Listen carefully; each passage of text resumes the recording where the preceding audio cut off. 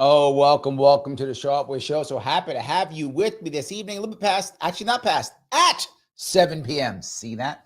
I was actually on time. Last day of the year, but I finally figured it out. Actually, at 7 p.m. on the East Coast on New Year's Eve. So happy to have you with me as we say goodbye to 2024 later on this evening. And hello to, I don't know what we're saying hello to. Could be good. Probably not, but could be good. It's possible. Who knows? It's all possible. So why did I decide to do this show?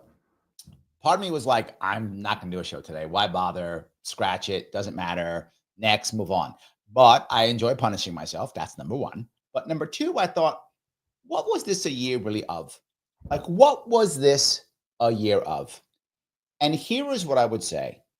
And I'm going to cover this as I go through a bunch of the shows that I did this year and ask your opinions on what you think of this year. And each month, I'm going to go month to month, walk down this road. I think it's an interesting road to walk down.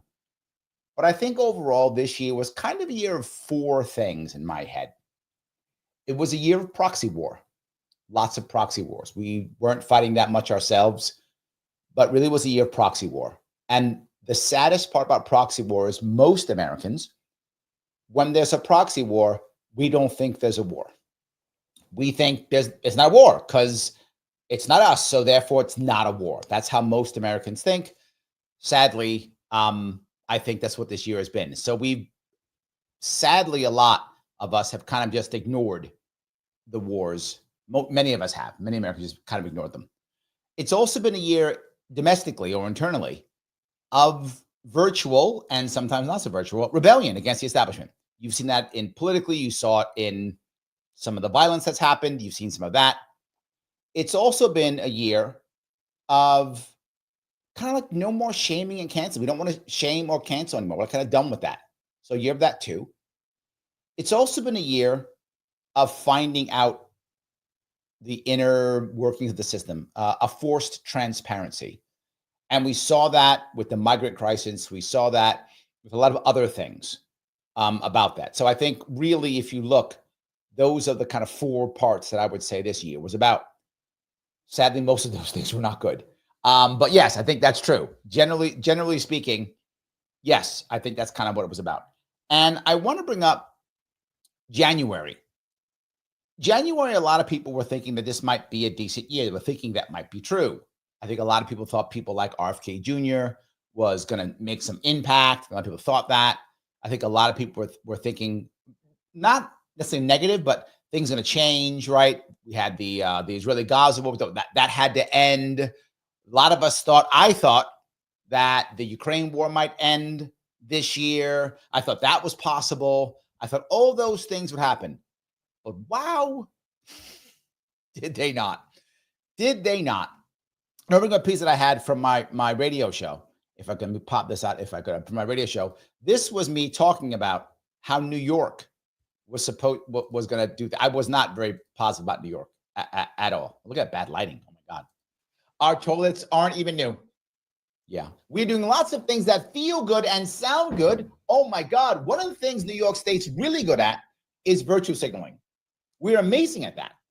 In fact, I mean, maybe California's up to par with us, but when it comes to virtue signaling, it is very rare that New York State will be beaten. Now, this is from January of this year. Boy, have I done so many virtue signaling shows about New York State. Oh my God, so many. This is one of my, you were on the money. So much virtue signaling. We saw it constantly all over the place. And I want to bring that piece up because I thought that was interesting for myself so much. Joe says, done with canceling and shaming. You not pay attention to the LP ticket treated by the LP? No, they were virtue signalers. So it counts. And I think most people didn't pay attention to the LP ticket and how the LP was. Yeah, most people didn't pay attention. But I don't think most people paid attention. So yeah. And again, not everybody, but I think a lot of people were just mad with it, just didn't care anymore. And they just kept pushing forward. That's what I thought for January. If you guys have anything special about January, I'd like to hear about it. But that was the piece.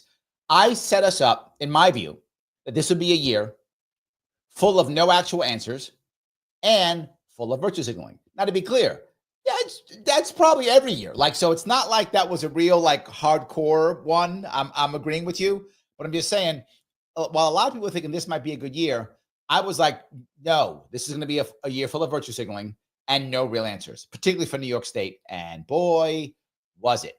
Yes, it was. James says, Demopublican logos is basically proxy way. Let's throw more money at the problem.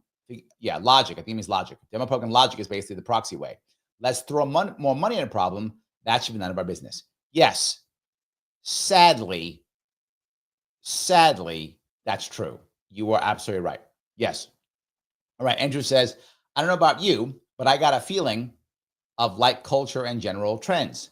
2025 might be a shift year. What say you, Larry? There is a chance there could be a shift here. There's a chance. And the reason why is, as I mentioned, this year has been a year of virtual and sometimes not so virtual rebellion against the establishment. And it has been a year of kind of forced transparency, finding out how the system's broken. With that in mind, those two things do set us up. And that's a positive, Andrew. You're correct. That does set us up for change. It does. Will it actually happen? And the reason why I'm a little bit iffy is what I had to deal with, right? When I started change in New York State, the system hammered me hard and wrecked me. The system hammered the Libertarian Party and what I did so much. We're worse off than before I started. That is how bad they crushed us. Libertarian Party is literally worse in New York State than it was before. So, yeah. Yes, you're right. It's set up for this. Your feeling, I think, is accurate feeling. My worry is, how does the establishment respond?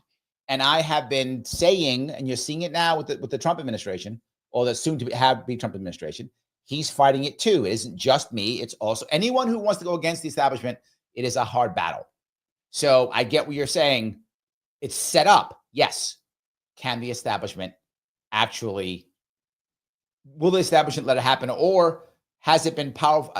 Is the rebellion powerful enough for them to either say, I surrender, or to beat them? Either one. I'm not sure. So yes. Vivek says 2024 was a big year, went from progressive left to libertarian right, thanks to Vivek Ramaswamy. Brian Escow, I know Brian, he was on my show. Lars, yep, know him. And you as well as X. Oh, thank you, Vivek. That's nice. A lot of people shifted, right? And that goes back to my rebellion. The rebellion against whatever their establishment was. So if your establishment was the Republican Party, you might have said, well, I'm not a Republican anymore. I'm more of a Maha person. That has happened too. And also, or I'm not even established Republican, now I'm more of a Trump Republican, or back and forth. You see that happening now too. Also, if your establishment is left, you go, well, I used to be part of left. Now I'm not. Now I'm more of a Maha person. Or now I'm more of independent. Or now I'm more of a, you see, also Greens have exploded. The further left people, like the socialists and the Greens, they've exploded too. So I think you're right. It isn't just you, Vivek. A lot of people made it happen, which is why I agree with the concept with Andrew saying. I think it is set up to make that change, and some people are seeing it. But here is one of the saddest stories that I remember. This was February, and the outcome wasn't great.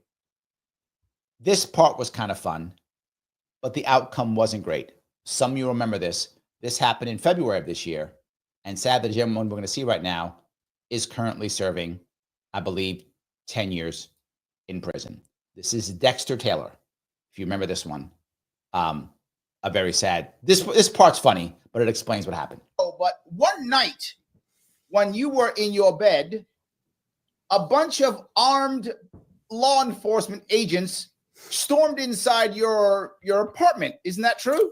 One morning, yeah, it was 6 or so in the morning, April 5th or 6th, 2022. Yeah. There we go. Yes, that happened. So let me make sure if I know what happened. The second they came in and busted in, you immediately had 2 loaded, locked-loaded machine guns next to you. You picked them up and said, "You'll never take me alive, coppers!" And you started spraying the entire apartment complex. That's what happened, right? I'm Jesus teasing him, obviously, No, because the opposite happened. Wait a minute. that's not what happened. I need a minute. Okay, I just thought that clearly the criminal that we are concerned about, right? Yes. That's the kind of criminal that New York State would be concerned about, that they would kick somebody's door in and come in with a SWAT team. Is clearly somebody who would do that, right? Yeah, one would think so. Yeah, but Yes. that's actually not how it went down at all. No, No. Believe it or not, Larry. that is weird. Okay, so yeah, it's weird. now I'm a little bit shocked. Why in the world? Okay, I know now. I know what happened. Okay, Here we go. so you, okay. In the past, you are a horrible gangbanger that has murdered multiple people. So that's why they were scared of you, because you are a known murderer who shoots people in the streets. That happened, right? I have a squeaky clean criminal record. Now, I showed that for an important piece. This is still happening across New York State and across the country, but heavily in New York State. Dexter Taylor literally purchased everything that he purchased legally. I'm not joking, legally, on a credit card through the internet. Did nothing illegal, except in New York State, we made things that are illegal, illegaler. He went to jail because of ghost gun laws. Yes, made up laws that Kathy Hochul, our governor, put into place a year before to show how tough she was on crime. Gun crime. That's all that matters is gun crime. Lighting people on fire in a subway, that's shut up. That means nothing.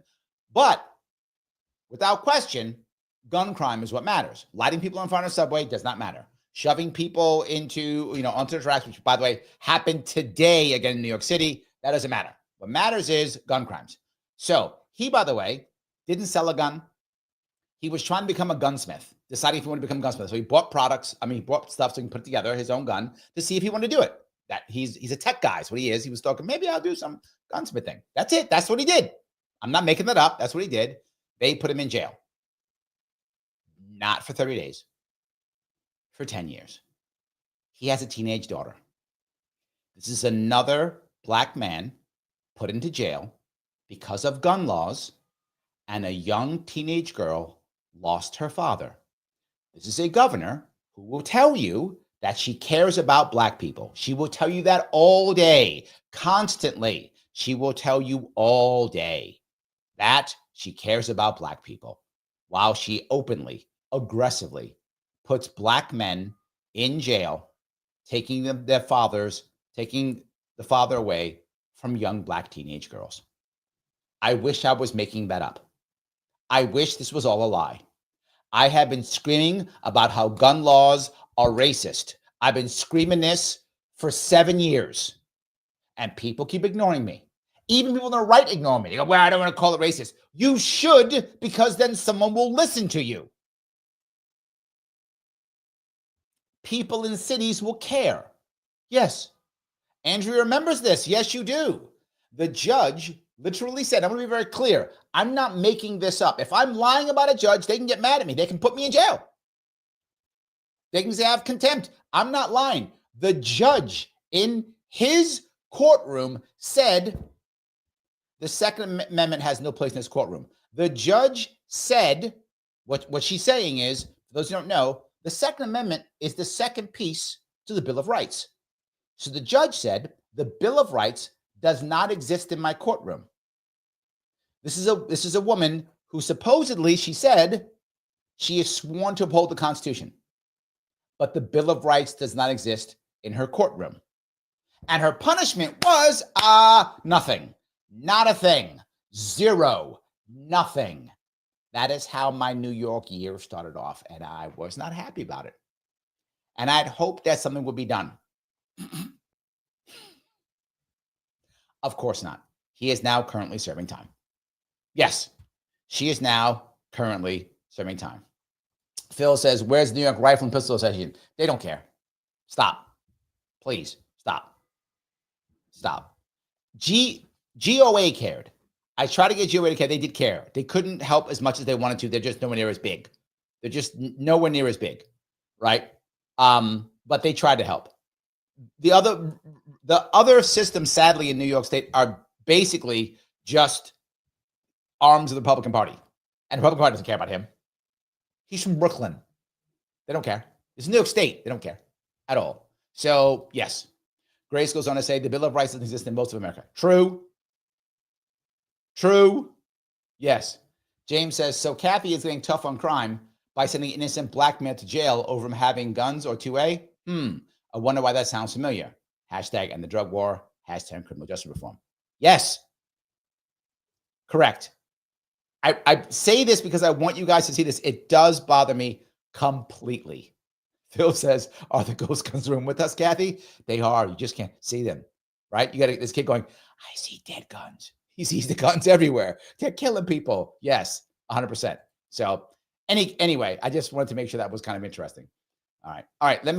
I do want to keep going. That was one piece I saw in February. And I appreciate some of you guys who remember that. There's another part I want to bring up because I think the second part, the idea about with no shaming and no canceling or kind of the pushing away of that was I think we saw for the first time in a very long time, kind of a mainstream pushback on DEI and ESG.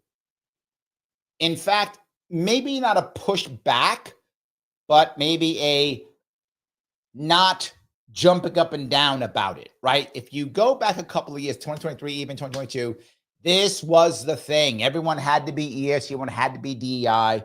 I think this was the year where it was like, maybe we should just say nothing about this or even be against it. I think you saw a lot of that. I do. I want to do a Rumble chat. Thank you for $2, Liberty Lady. Happy New Year, Larry and Sharpies. Please follow Larry on his Rumble account. Yes, you can do that. I'm on Rumble. Hit the subscribe button on the desktop, rumble.com for $5 a month to show you support for Larry. Yes, that's a good idea. Guys, if you know where I'm going with this, you know you're going to like it. You're liking it. Click the button known as Lima, India, Kilo, Echo, like. Do it.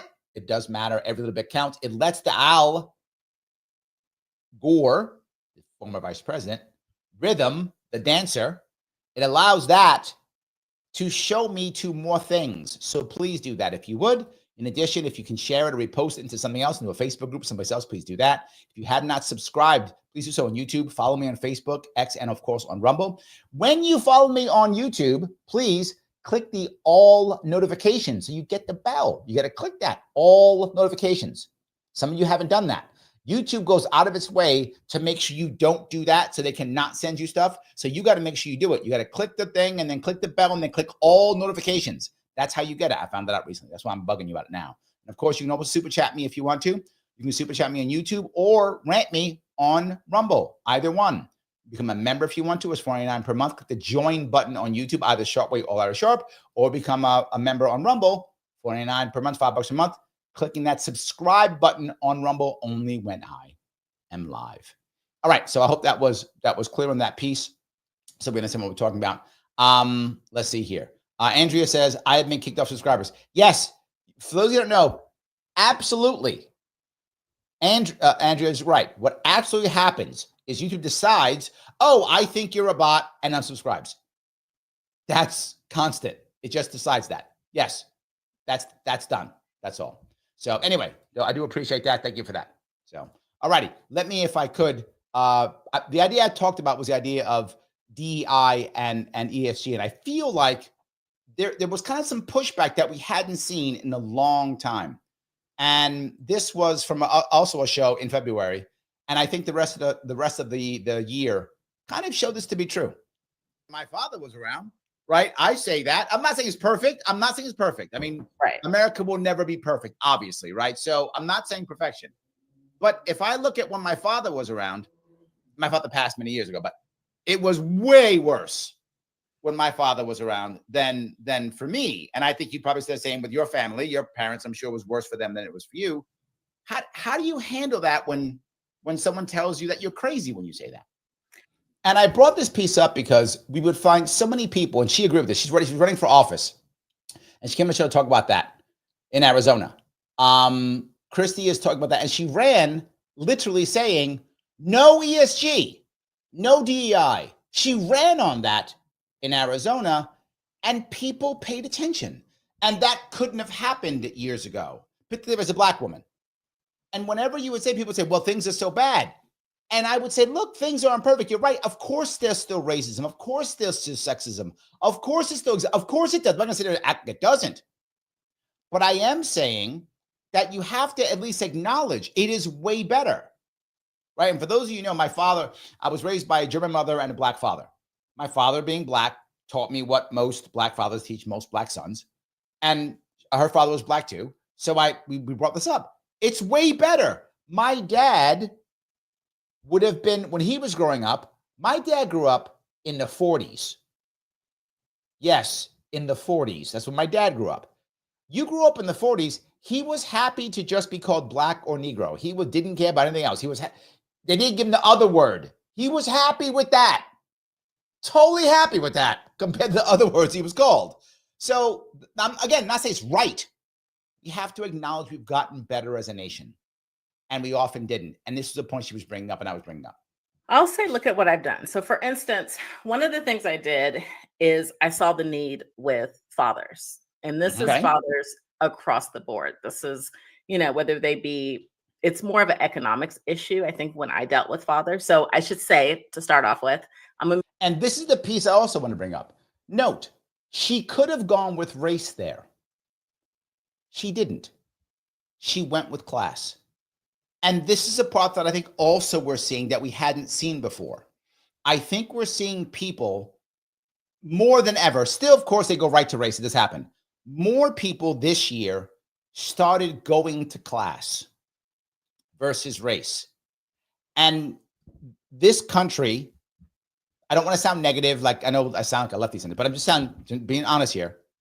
This country has gone out of its way to use race to divide us when it's not the way we should be divided. It just isn't. It is not the way we should. I mean, I'm saying we should be divided at all, but if we're going to be divided, it's the wrong way to be divided. She was talking about the idea that, yes, fathers are a problem, but it isn't just Black fathers. It's a lot of fathers who are either in jail, in trouble, not making money, getting divorced, whatever the case may be. And I think that was a critical aspect here this year. I think that was a cultural shift. Not finished, but a cultural shift. That is what I think we can see. So anyway, let me grab Libertarian. Thank you so much for the super chat. $5. End all entitlements. Bring on real suffering, real life. Only way out is through blood and pain. Complete collapse. Virtual signals received. I'm done. Well, I got to tell you, my worry, lunatic, is that we're going to do this the wrong way. And let me explain what I mean. I think the idea of ending entitlements is a wonderful concept. But you get, your second sentence shows you get it. Bring on real suffering. Real suffering will occur because communities don't know how to help. So the second we just end all entitlements, there'll be real suffering. And here is my worry. And my example of this is going to be twofold. There are two examples, I think, of this. And they're about 100 years apart. Once you bring on the real suffering, the next step is people don't cry for bootstraps. They don't cry for liberty. They cry for an autocrat. And they get it. That kind of thing happened in France in the 1800s, and then again in Russia in the 1900s. And in both cases, the people, they brought on real suffering. They did what you said. They brought on the suffering. And what was the outcome? The outcome was the people of liberty getting their heads lopped off or killed or shot, and autocracy. That's what it ended up with. So I get what you're saying, but I don't want it. I want us to change how we support each other to where local people are supporting each other. And then we can end all the entitlements then, because it won't be real suffering. We'll have to really connect. And that's the part of what America has now, which is broken. Why government breaks you is because there's no connection. I just get a check. It's from the government. It's from the invisible people that I don't even know or care about. But what if it was my community that was supporting me in some way? Well, now what do I feel? I feel like I owe my community. And I think one of the most, one of the best ways of showing this was the movie Saving Private Ryan. At the end, if those of you seen that movie, I mean, World War II movie, so much pain and death in the movie. And you've probably seen it. I mean, it's 20 years old. So I'll give some of it away. If you haven't seen it by now, go watch the movie. But anyway, many men die to save Private Ryan. And at the end, he comes back with his family to the graves of many of the men who died and says, was it worth it? Was it good enough? Why did he do that? He owed his veteran community. He owed them. So he paid them back. We don't owe the government. They just give us money, whatever. We don't care. That's how we look at it. It's not a community. But if your community supports you, you want to give back to your community. It is simply human nature. When you put the government involved, it's whatevs. That's what's happening. So I see where you're going. I hope you see where I'm going. He says, virtue signals received. Yes, I'm done. Me too. Virtue signaling kills. Let me say it again. So you're clear on this. Virtue signaling kills. Why does it kill? Because virtue signaling, to your point, makes people believe that we're solving something when we're not. So the bad thing keeps happening because we don't solve anything. Yes. Ryan says, in France and Russia, goodbye liberty, hello Napoleon and Lenin. Yep, you read my mind. Yes, absolutely, 100%. Yes. Roger says, lunatic libertarian Larry, if you end entitlements, JB and my homeboy Sergio would die because they don't have Medicaid paying for dialysis. My 93-year-old mom will be homeless. I'm not against you saying, Roger, I agree. My point is, I think there's a better way of servicing them, not government. The current way is sadly the only way. That's the way we're doing it now. And that's the wrong way, which is why you hear me say constantly, I know JB. I love JB. I've supported JB to the best of my ability when I can. I've given to JB when I can. I have. I don't want the guy to get in trouble and be, of course not. But I just don't think the government is the right way. But you're correct. People need help. I say it all the time. People have problems. People fall down. People make mistakes. People are a bad place, wrong place, wrong time. All the time. Unlucky. All the time. Someone's got to help them. I just say it's community. That's the difference. Lunatic goes on to say, thank you again for the $5. Human beings need to end their superiority complex because their labels, titles, and categories. Cooperation, not competition. Brains are forgotten. I agree with that completely. Yes. Yes, I agree. Robert says, but Black Americans have never been a reason why class coalition would not be built or sustained. The truth is, whites were always lured into whiteness, and then America got duped into globalism. There's some truth to that. And the reason is because government realized that if we as Americans could make being Black less than white, and this happened in the 1600s, I'm not even joking, then that would divide the Black and white working class or poor class, and then they wouldn't want to rebel against the leaders. Yes, that's what broke the class coalition. It was white people, not because they were white. It was white people because the white people were in charge, right? So that's the reason. It was the upper class that did this. The race of the upper class happened to be white, but it didn't matter. Whatever race they would have been, they would have done that. In America, the ruling class was white, so it was white people who did it. I agree with you. But if it had been the reverse, if we had Native Americans or whatever, if that had happened, Native Americans would have done it. They said, well, white people are this and white people are whatever. They would have done it. So yes, I do agree with you. But I don't think it's because of that. I think it's because they were the leaders, and the class is always going to be more important. I mean, at the upper levels, it will be. Yes, I think that's true. So in any case, I hope that was clear. So I want to bring the piece up, but I'm going to go back to another DEI piece I thought was interesting. I had Neurotic on with Mike Voss, and Neurotic was all in on this, and he makes so many videos, and he has so many people watching him, and even he's talking about it. This is more from he's talking more from a movies and TV's point of view. Chart could be, you could save a lot of time by just saying, are you white or not? That's it. That's all you need to ask. Yes. Are you white and straight? Yes or no? And the rest of it's fine. Yes. And then after that, now when people get a role, when somebody gets a directing job and that's a person of color using their fucking horrible language. Excuse my language. You can drop that bomb. Everybody, including that person, is now going to think, "Am I a diversity hire?" That's messed up. But they are a Even if diversity the hire. person. Oh, no. That makes you. That good, makes you. Even if they're good, Yes, they are. that's okay. He's right. That's like, oh, I'm diversity hire. I'm now a victim. You can't call me names if my stuff sucks. Yeah, but there's some people. You're a racist. But there's some people who actually. That's it. I've had people reach out to me from Hollywood. Directors reach out to me from Hollywood, going, "No, this is effed up," because I worked my ass off to get here, and now. And that part now, don't get me wrong.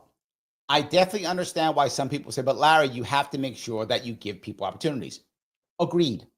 I'm not fighting you on that. I'm agreeing with you. But there is a difference between saying, I need to give people a chance versus I will not pick somebody who is X, Y, or Z.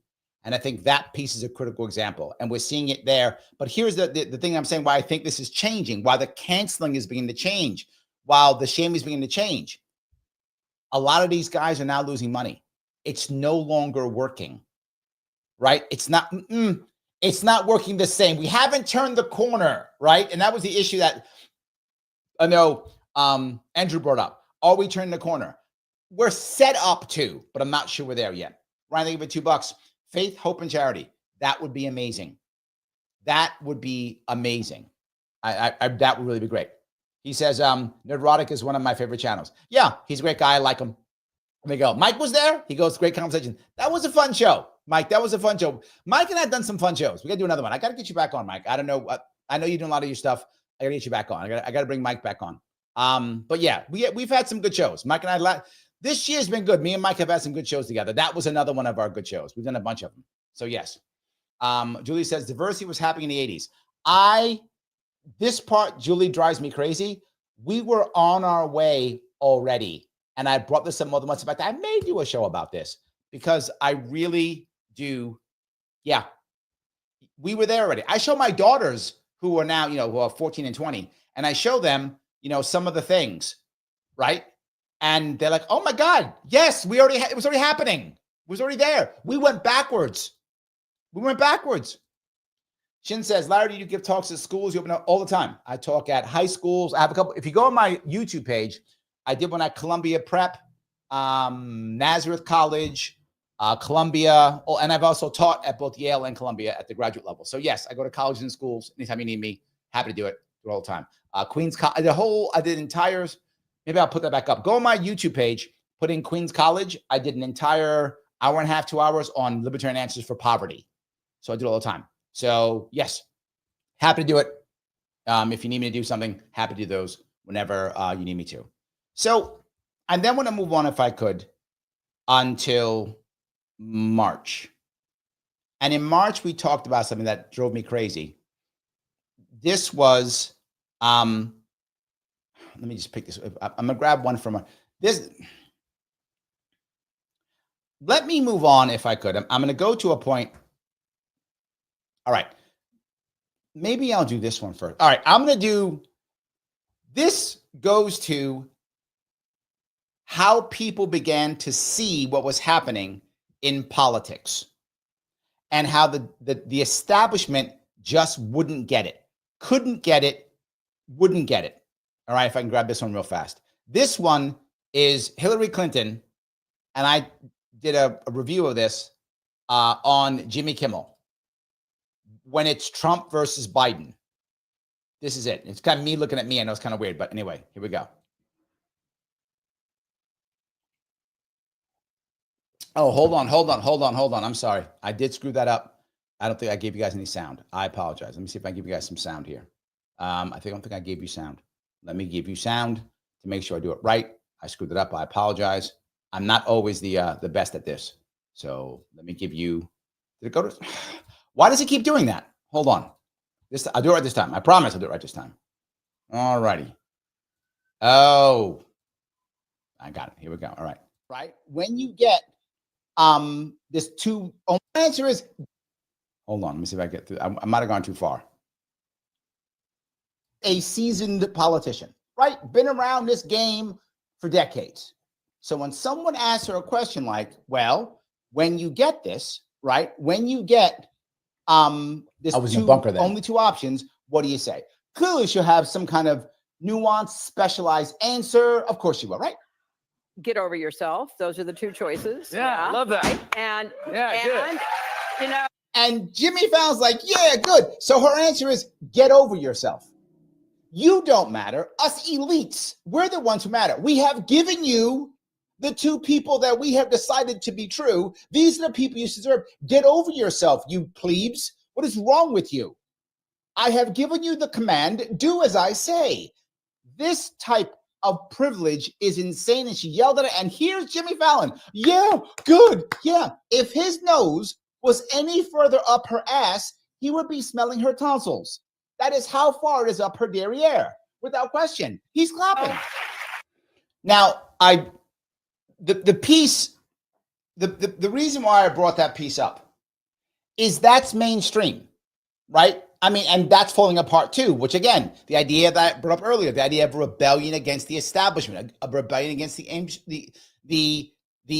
mainstream. Jimmy Fallon and Late Night Show used to be what everybody watched. Not anymore. Hillary Clinton still believes that she can just say that and there's no repercussion whatsoever. Clearly there was. That concept is very important. And again, it backfired. If this is years ago, it might not have, right? It might not have. And that was the point I wanted to bring up. That was, I did a whole show on that too, if you guys care about it. It's back in February. That's March, I believe. And you go back there, you can look at that one. But now I want to go one step further if I could. Oh, hold on. Andrea says, the elite see us all as peons. True. True. You're not wrong. You're absolutely not wrong. Yes. The AC says, thank you for being a member, by the way. I had a dream once where I was famous. I went on Jimmy Fallon and ended up roasting him. I remember saying, you tried too hard, but you're just not funny. You're not wrong. That would be a good thing to do. And you probably would make it. Yeah, you'd probably make it 100%. So this one was a similar thing. This, if you remember, Eric Adams was on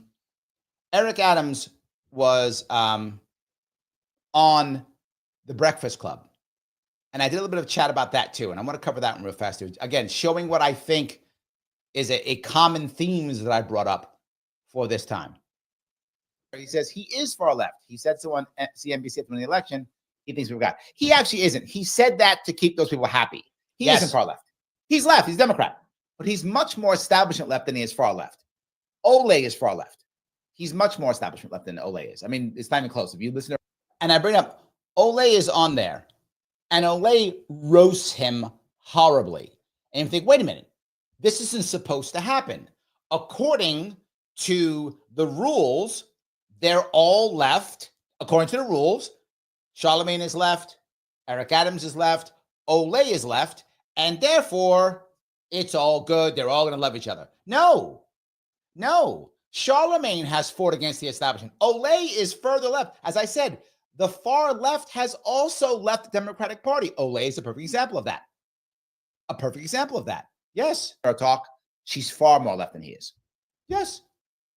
Those random acts of violence are plastered on social media. They're plastered on the NYPD Twitter page.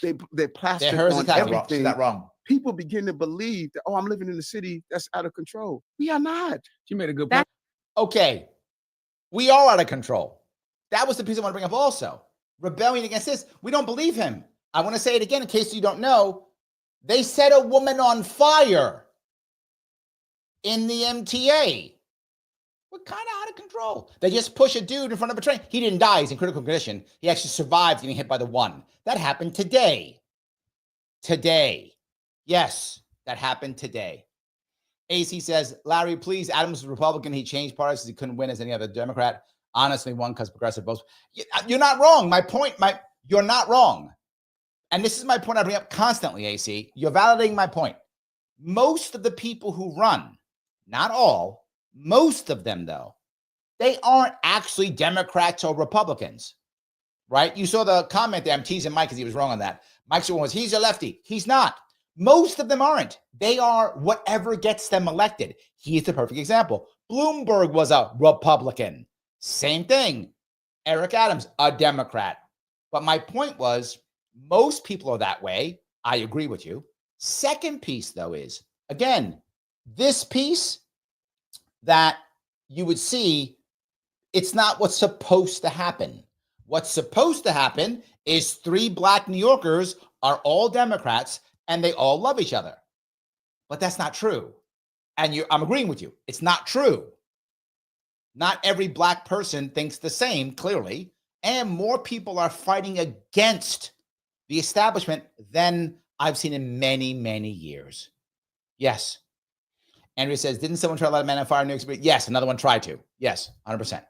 Roger says, Olay hasn't left the Democratic Party, and my little sis Sabby and the rest of are being called her out for that, but she is left of Adams. Oh, I thought she, I didn't know that. I thought Olay did leave the Libertarian Party. Libertarian Party. She never left the Libertarian Party. I thought she left the Democratic Party. Okay. There we go. Okay. I did not know that. So AC says her party affiliation is somewhat irrelevant. She can't vote. True, I know she can't vote. She's from is one of the Barbados? I forgot. She's from one of the Caribbean islands. I think Barbados. It may not be. I forgot. But she's from one of the Caribbean islands. I forgot which one. Bermuda? Anyway, she's from one of the Caribbean islands. It's right. But she's popular, AC. And things she says affects people. If she says vote Democrat or vote Green or vote whatever, people are going to be, affected. Bahamas, thank you. I knew it was one of them. Thank you. Bahamas. There we go. So yes, she's not an American, so she cannot vote. I teased her, actually. I said, you got to find a man because you can get married so you can become a citizen and vote. So yes, I was teasing her. Anyway, I don't know if she might have a boyfriend. I actually don't know her that well. I know her a little bit. Like, we've gone back and forth through texting back and forth, but I don't know her that well. Maybe she's a boyfriend. Who knows? I don't know. Any case. So yeah, I did not realize that. So, yeah, my point being, people will be moved by what she says. And I thought, Ryan says, I never heard of Olay till now. That's because you're not left enough, my friend. That's it. You guys don't realize how much I hang around people on the left. You don't realize that. I do. I do. Like, I know a lot of these people. I do. I know Sabby. I know her too. I know JB. I've been on JB shows like twice. I go on RBN. Yes. So absolutely true. Yes. So any case, So I just thought that was interesting because, again, that shows what I was talking about, kind of a rebellion against that. Now, this is the next one of rebellion, which I thought was very interesting also. This one to me was very special because of several reasons. One of the reasons is because this guy's from the Bronx. This is Jose Vega. Jose Vega ran for Congress in the Bronx. Jose Vega is a Bronx guy who is clearly brown. You're supposed to be a Democrat. What's wrong? What is wrong? You're supposed to be a Democrat. He is kinda. He ran in the primary to try to make something happen. And he's also ran as independent. That's an issue, right? And he came on my show to talk about it. I just want to give you a couple pieces that he shows us too. Right now, we're at that point again. We're at this tension where it's like, okay, the United States could either implode in on itself, which is the direction it's heading in. It's going that way now. And I want to be clear. He's 25, maybe 26 now. He's in his 20s. This guy's not some 50-year-old like me. He's not like old like me. This guy's 25. Or it needs an alternative vision proposed. I think, nobody else in the district was running. This guy's really an asshole. I got to do something. Like, okay, I'm the age now where I can actually do something about this. Do it. Yep. And if nobody else wants to do it, then I'm going to do it. And the reason why I show this is this again shows the idea that people are ready. Andrew, you brought it up early, right? This could be a 2025 could be a change year. It could be. Things like this give me some hope. They do. They give me some hope because guys like him, and get me wrong, him and I disagree on a lot of policy issues. He's much further left than I am. Much further left. But I would still rather have him run. I would still rather have him do what he has to do. I would still rather have him try to change something. Mike's did too. Mike's more further right than I am. And Vega's further left than I am. And Mike says here, Vega wound up being a very radical left. The more he spoke, the less interesting was as a candidate. More interested in shouting and TikTok vids than being serious, in my opinion. Yes, but people were following him. He actually raised some money, right? Him making moves does matter. And that's why I was glad that he ran. I was glad that he did it. Missy says, please share this out on all platforms. Let people know Larry's live and come join us. She's right. Listen to Missy. Missy's right. While you're at it, if you haven't clicked the like button, is your finger broken? Is that the reason? If it is, use your nose, use your toe, use your butt, use your elbow. I don't care what you use. Smash it. The button known as Lima, India, Kilo, Echo. Do so now, please. If you haven't shared this, please share it someplace. Wherever you want to share it, doesn't matter. Put it into Facebook, put it into you. I don't care. On X, whatever. I don't care. Do it. Share it on X. Wonderful idea, right? If you haven't subscribed, please subscribe now. Follow me if you haven't. All this matters. Make sure you click all notifications. I see your super chats. I take them fast. Super chats go right to the front. As always, I try to get them to the front as best I can. I try to grab members faster than non-members if I can. I try to when I can. It's hard to get everything's been by so fast. I try to. And you can always become a member. Membership matters tremendously. Membership has advantages. You get to come on the show next year. Next month, I'm going to have another show where you guys can come on if you're a member. So join up so you can become a member. $49 per month. Click that join button on YouTube. Either Larry Sharpe or Sharpe Way, doesn't matter. You can also do it on Rumble if you want to. Click the subscribe button while I'm live. Click that, and boom, you're done. It's that easy. Here we go. It's that easy. You can just do it. So I do appreciate that. I do want to grab one one from Rumble. Shredan says, stop by and say Happy New Year and hit the likes. I'll be bugging out early. I got it. Some people got to go. I get it, but I'm glad you stopped by. Thank you for that. I do appreciate it. So yes. All righty. Michael's going to say, yes, Vega raised $25,000, which is huge. Yes, got national coverage from it. He did. Yes, Dems were terrified for a minute. Yes, he had a real chance to win for a bit there. 100%. I'm glad he ran. I did not think Jose was going to win. I thought he was definitely in. I mean, the odds were astronomical, right? But I'm still glad that he ran. So that was good. Ryan says, Larry, the first person to tell me to use my butt ever. Well, maybe you should do it then. Just saying, maybe. I don't care what you use. Just, yeah, whatever. Yes. Roger goes on to say, Jose can run again since Torres is looking to primary Hochul, but this time he has to have a robust domestic policy platform and don't be afraid to adopt reparations, seeing blacks a majority in CD14. Yeah, the problem is he wasn't there. That's not where he was. You're right, but he really was about, he wasn't about domestic policy. It wasn't the thing he was about. I agree with you that he should have, but he didn't. So, all right. Let's see if I can grab a couple more of these. All righty. That was for Olay. That was done. I'll grab some more of these. It seems like Phil is interested in Olay. Give her my number. She's a good-looking woman. You're not wrong. Good-looking woman. I think she's like maybe like 30, maybe in that age range, maybe. So maybe a little young for me, but still, she's a good-looking woman. I agree. Phil says I can fix her, make her a libertarian. I don't think that's something that you could do. Olay is very strong-willed. If you could do that, I would be thoroughly impressed, Phil. I don't think you're fixing Olay at all. I don't think she's ever become a libertarian at all. But you would be lucky if you could date her. Again, don't know if she's a boyfriend. Maybe she's already taken. But if not, you can just go look her up. You can hit her up on Twitter and see if get in her DMs, see if she's interested. I don't know if she is or not. But she lives, I think, in Brooklyn or Manhattan. I think Brooklyn. So it's a bit of a trek for you, my friend. You have to drive a bit. It's about a 2-3 hour drive for you. But hey, look, she's a good woman. If you get a shot, go, brother. Go. Roger says Olay's off the market. Sorry. Yeah. AC says, yeah, no, she's got a boyfriend. Sorry, Phil. She's already taken. Sorry. Maybe next time. There we go. So in any case, good luck for the future. That's all I can tell you. So yeah, that's why I liked what Jose was doing. I thought that was important. But then when May also came, it wasn't just that. There wasn't the LP convention. The LP convention was a big deal for me. It was a big deal for many, many ways.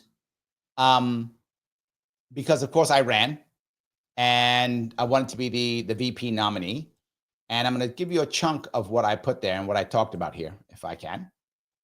This is me wearing my Mapstead Stop Sharp shirt, which was the cool shirt. Oh, yeah, Dave, I'm sorry. I was going through the stuff. You were late. I'm late getting through because I try to go to the best I can order on. Let's get a super chat. That goes to the front.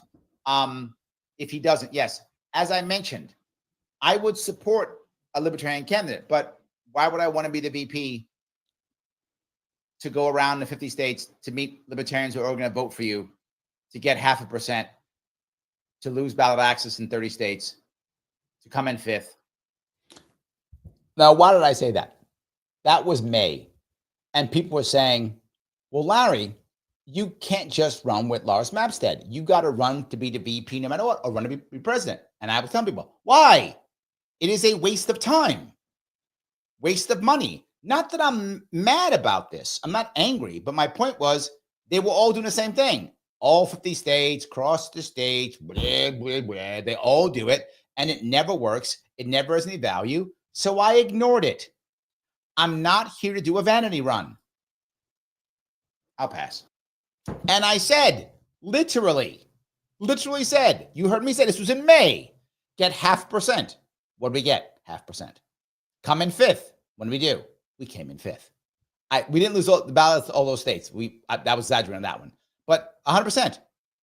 We lost ballot access in many states. We're going to lose it again, right? And we came in 5th, as I said, and we got 0.5%, which less than that, which we did. I knew it. The only answer was Lars. I don't need. I'll say the quiet part out loud. Yep. Many of you know this. A bunch of our people run for vanity. You know this. A lot of it's just vanity runs, right? You know this. And they always say it's me. Larry's a whatever tyrant, or Larry's all about him, or whatever they say. I get that all the time. If that were true, wouldn't I run against AOC? She's my congressperson. Wouldn't I run for everything every year? Wouldn't I? I don't. Wouldn't I run for president this year? Right? I didn't. And that's the piece that I wanted to bring up, right? I gave them the right answer. Lunatic, thank you for the $2. Mapstead and Sharpe, great ticket. Correct. The only chance, and I expressed it. I told people that, and the Libertarian Party ignored me. What are you going to do? Robert says, Larry, what do we have to do to get you to be a political consultant to help more third-party candidates into the zeitgeist? Get them money. Get them money. That's it. I am a political consultant. I do help people all the time. But to be forward, I have bills to pay. I don't mean to be a nudge, but I have bills to pay. And I'm cheaper than most, by the way. I charge less than most do when I'm actually better. And I do it because people don't know me and think I'm that valuable. That's just true. Some of you don't know this. You can be a political consultant for a major Democratic or Republican campaign and easily pull 5 figures a month. Easily. I mean, and sometimes like mid 5 figures, 1 month. Yeah. Now you have to have your own expenses, but so what? You can make good money. I don't charge as much as many of them do. Not yet, at least. But if we do more, I would. But I try to help people to the best of my ability. But it's money. It takes time and energy to do this. And you got to get paid for it. And that's the issue. So give them money. And then yes. Or if I become independently wealthy somehow, maybe if like all of you decide to become a member tomorrow and I all of a sudden become independently wealthy, I'll do it for free. As long as I can pay my bills, all I care about. I don't need to be filthy rich. It would be nice. I'm not going to fight if you guys will make me filthy rich. I'm not going to fight it. But I'm just saying I don't require that. I require to pay my bills, and I would just do it. Usually when I run for office, I'm in massive debt. I just have to pull myself out of it by being a business consultant. That's what I usually do is I'm a business consultant daily. So yes. All right. Hold on. Let's see here. Kim says, I'm hoping to buy an off-grid place south. Oh, that's for someone else, not for me. I'm sorry. I do hope you have to buy that. So yes. Andrew says, LNC was this close to voting NOTA. Can you imagine how just delirious that would look if it happened? Thankfully, I'm independent. Yeah. I'm not sure either way. Right? I did say NOTA was a possibility also, and it almost happened. So yeah. Robert says, Olay has a boyfriend, but her decision to push Kamala in the election really hurt her with the left. She has very left ideals, but she was a vote blue no matter who / harm reduction voter. Sadly, this is the part that really has bothered me about too many people on the left. Too many of you far lefties do this, and it drives me crazy. You act as if, oh, it's so important to be left, and then too many go, oh, well, vote for whatever Democrat is anyway. When you know the Democratic Party doesn't care about you and has been lying to you for 30 years, you still do it. I see it constantly. I saw Vosh do it. Destiny do it. I saw, now I know Olay. I didn't know Olay did it. Olay did it. I mean, so many people just did it. Like, wow. Just, terrible. Didn't, hold on. Didn't, who's the one from Breaking Point? Didn't Crystal Ball do it too? All of a sudden go, we just got to vote Democrat. Didn't they all just do it? When before they were all like, Jill Stein was great. I got to hear, Sabby Sabs, at least, Sabrina, she was like, no, we're doing Jill Stein. She didn't stop. Brianna Gray was like, nope, Jill Stein. Nope. They were like, no. They were left and they stay left. I think RBN did too. They were like, we're left and we're staying left. And that was it. I got to give them props. I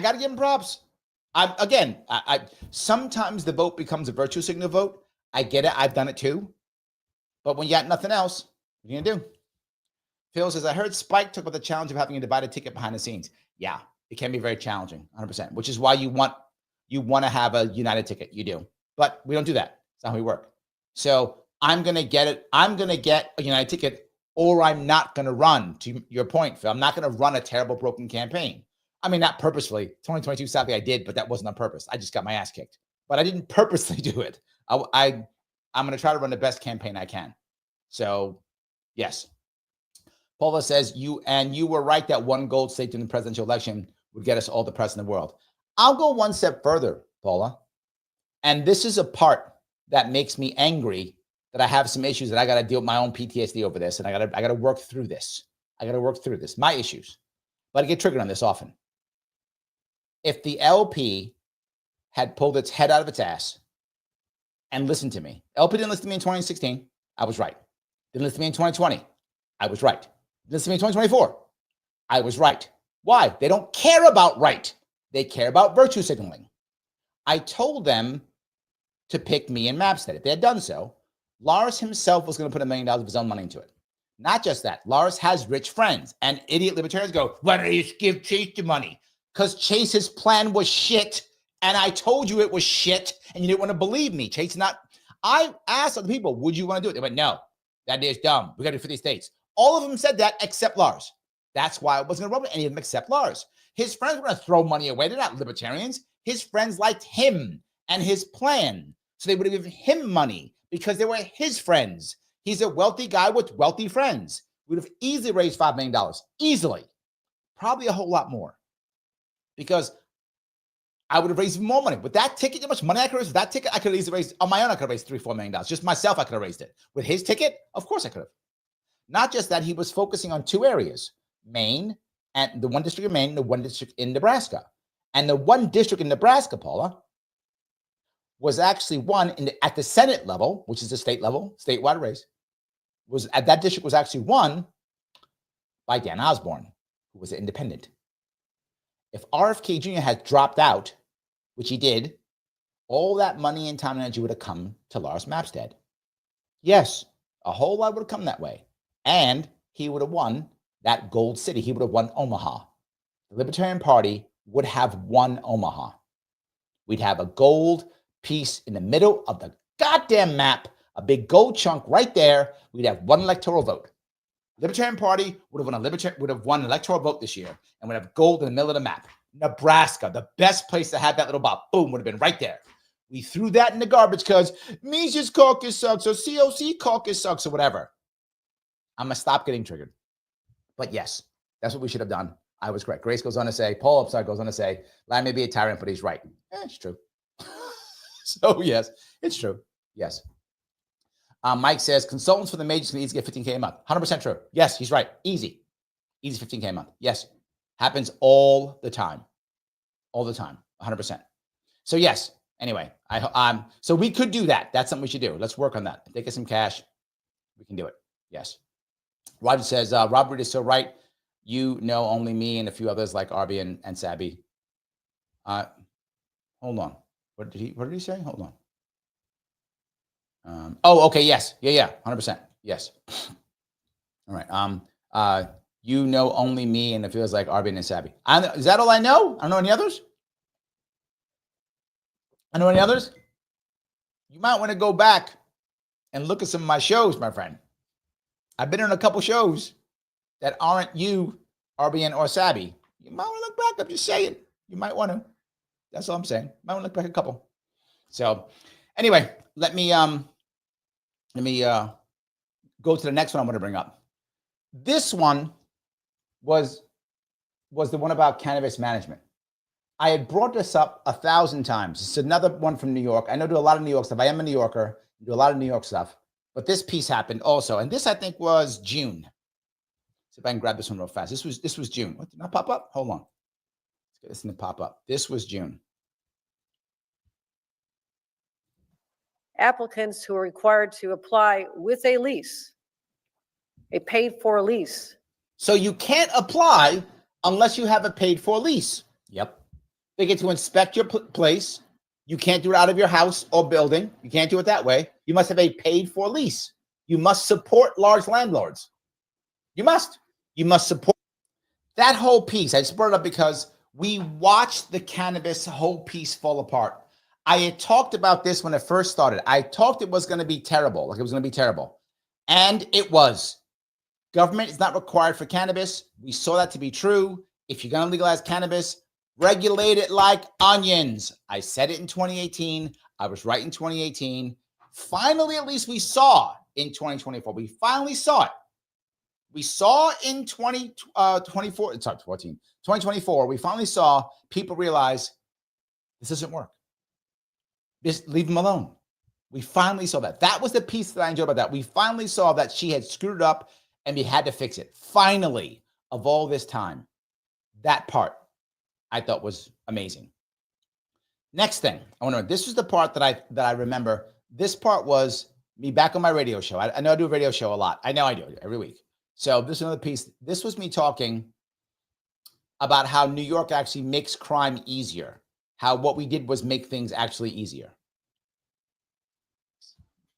And that was bring your own bag. Yeah. So he said, I have my own bag. Now, if you had your own bag back in the day, you were the most virtuous. You were better than all the other people. You don't want paper or plastic. You have your own bag. And that's how people used to virtue signal, right? Which you cared about. I care about the environment. I'm clearly better than you because I care about the environment. You don't. So what I'm going to do is I'm going to bring my own bag to the store. This way, I can show everybody how much better I am than you because I have my own bag. See, it's a burlap bag or whatever. I care about the environment. You're clearly a bad person. I'm a good person. Now, that kind of virtue signaling, while I may not like it, I get it. You can do it and be virtuous. I'll give you a t-shirt if you want. Most virtuous bag person. It's fine. I don't mind. And if you really wanted to show people how virtuous you were and how much better you were than them, you would have some type of symbol on your bag showing it was made from recyclable material. Now you double good. That gave you max points. You were really cool then, way better than all of us. And that person was usually a younger woman or an older woman, but it was almost always a woman at that point when that was happening. It was very rare a male be doing it, usually a younger woman. Yep. And again, not threatening. Not threatening. Somebody who wants to show everybody how much better they are than you. And they would have their bag and virtue signal and be awesome. Of course, then we said in New York and other places, but New York, we said, oh, that virtue signaling is awesome. We could try to pass some kind of law or make some kind of change that would actually affect New York City or New York State. Mm-hmm. Or we could pass a law in New York City basically forcing people to have to bring their own bags or stores to charge for bags. That won't solve anything, but it will make life harder.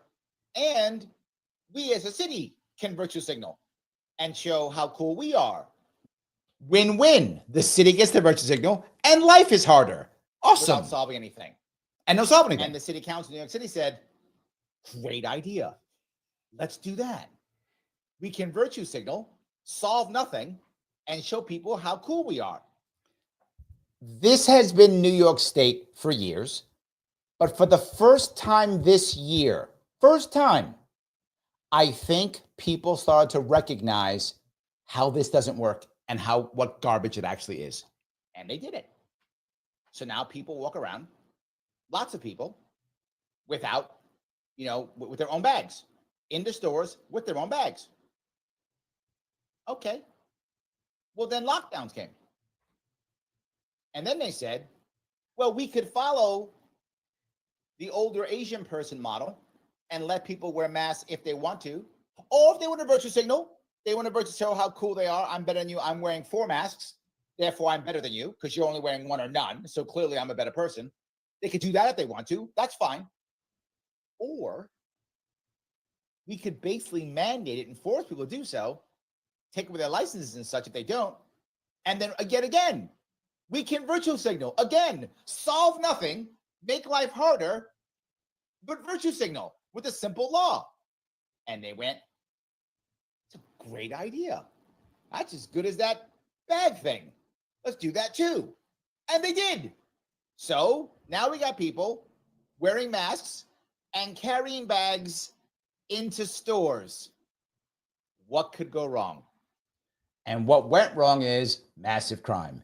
We literally told people, hey, bring your own bag so you can fill it up to rob easier, and wear a mask so no one could see you and no one could even do anything. And now when you see someone walk into a store with a mask and a bag and they're filling their bag up, you can't say anything. You can't say anything until you walk outside and it's too late. Yeah, we made robbing easier. What could go wrong? And then we said, you know what? On top of that, lockdowns, let's make sure that we take all of our young people, particularly young men. Young men, don't go to work, don't go to school, have your own bag, wear a mask. And by the way, we're going to lock things down so our supply chain doesn't work, so that's harder to get things, and the black market can grow even more. Why would there be any more crime? New York did this, and I think more and more people, particularly business owners, saw this. That's the biggest piece. And as larger companies started leaving New York State, they started figuring that out. And that's the piece I wanted to bring up. That part I thought was critical. And again, I think people started to see it and go, this is not the right answer. Things are backfiring. And it shows once again, as I said before, virtue signaling kills. Virtue signaling kills. This is also one of my favorite ones. We showed a little bit this other night. This is, again, me and Mike. We were doing the National Association of Black Journalists and a little chat back and forth. And I want to tease him on this one. He got a couple things right, but this one he didn't. That's why I'm teasing him on this one. He showed up and was like, it's a rally. And people didn't like it. When Trump spoke at the Bitcoin conference last week when I was there, same thing. He made a rally. People were walking out. People were leaving. They were on their phones. I was talking to Mike about how I thought Trump, in many cases, either him or his team weren't paying attention, and they don't prep him well enough for his audience. So either he's too busy and not paying attention, or his team is screwing up, one or the other, either one of those two, right? He was doing one of the two. So because of that, that's why he wasn't doing as well in his events. And that's why he screwed the Libertarian Party up. That's why he screwed the Bitcoin conference up. Didn't do well at all. I feel like either he doesn't listen, which again, I don't know which one it is, or his team doesn't prep him or some combination, because he should have been ready for this. I think it's a little bit of both, because these are lower priority events. He's not trying to win over the Bitcoin crowd. They are a fringe of a fringe. He knows that. They have millions of dollars, man. Are you nuts? He's a billionaire. He has tens of millions of dollars. They're not going to make or break the election. They're not. They literally did. Literally did. Elon Musk, the biggest tech brother is. Same thing could be said about and sorry, Larry, to an extent, at the moment, the Libertarian Party, mind you, if they get their act together, put their engine in order, yes, you guys could possibly. RFK stands in that position where he has maybe between 6 and 10% of the polls. If that turns out to election day, he might be able to actually change the election. That's true. Mike was right in the election. I give him that. He was right on the election. He's just wrong about the tech people. I was right on that one, Mike. But he was right about the election. There's no doubt Mike's right about the election. I want to bring that piece up because this piece I thought was important, because Trump went to places that he have gone. And that's the piece where I brought this one up.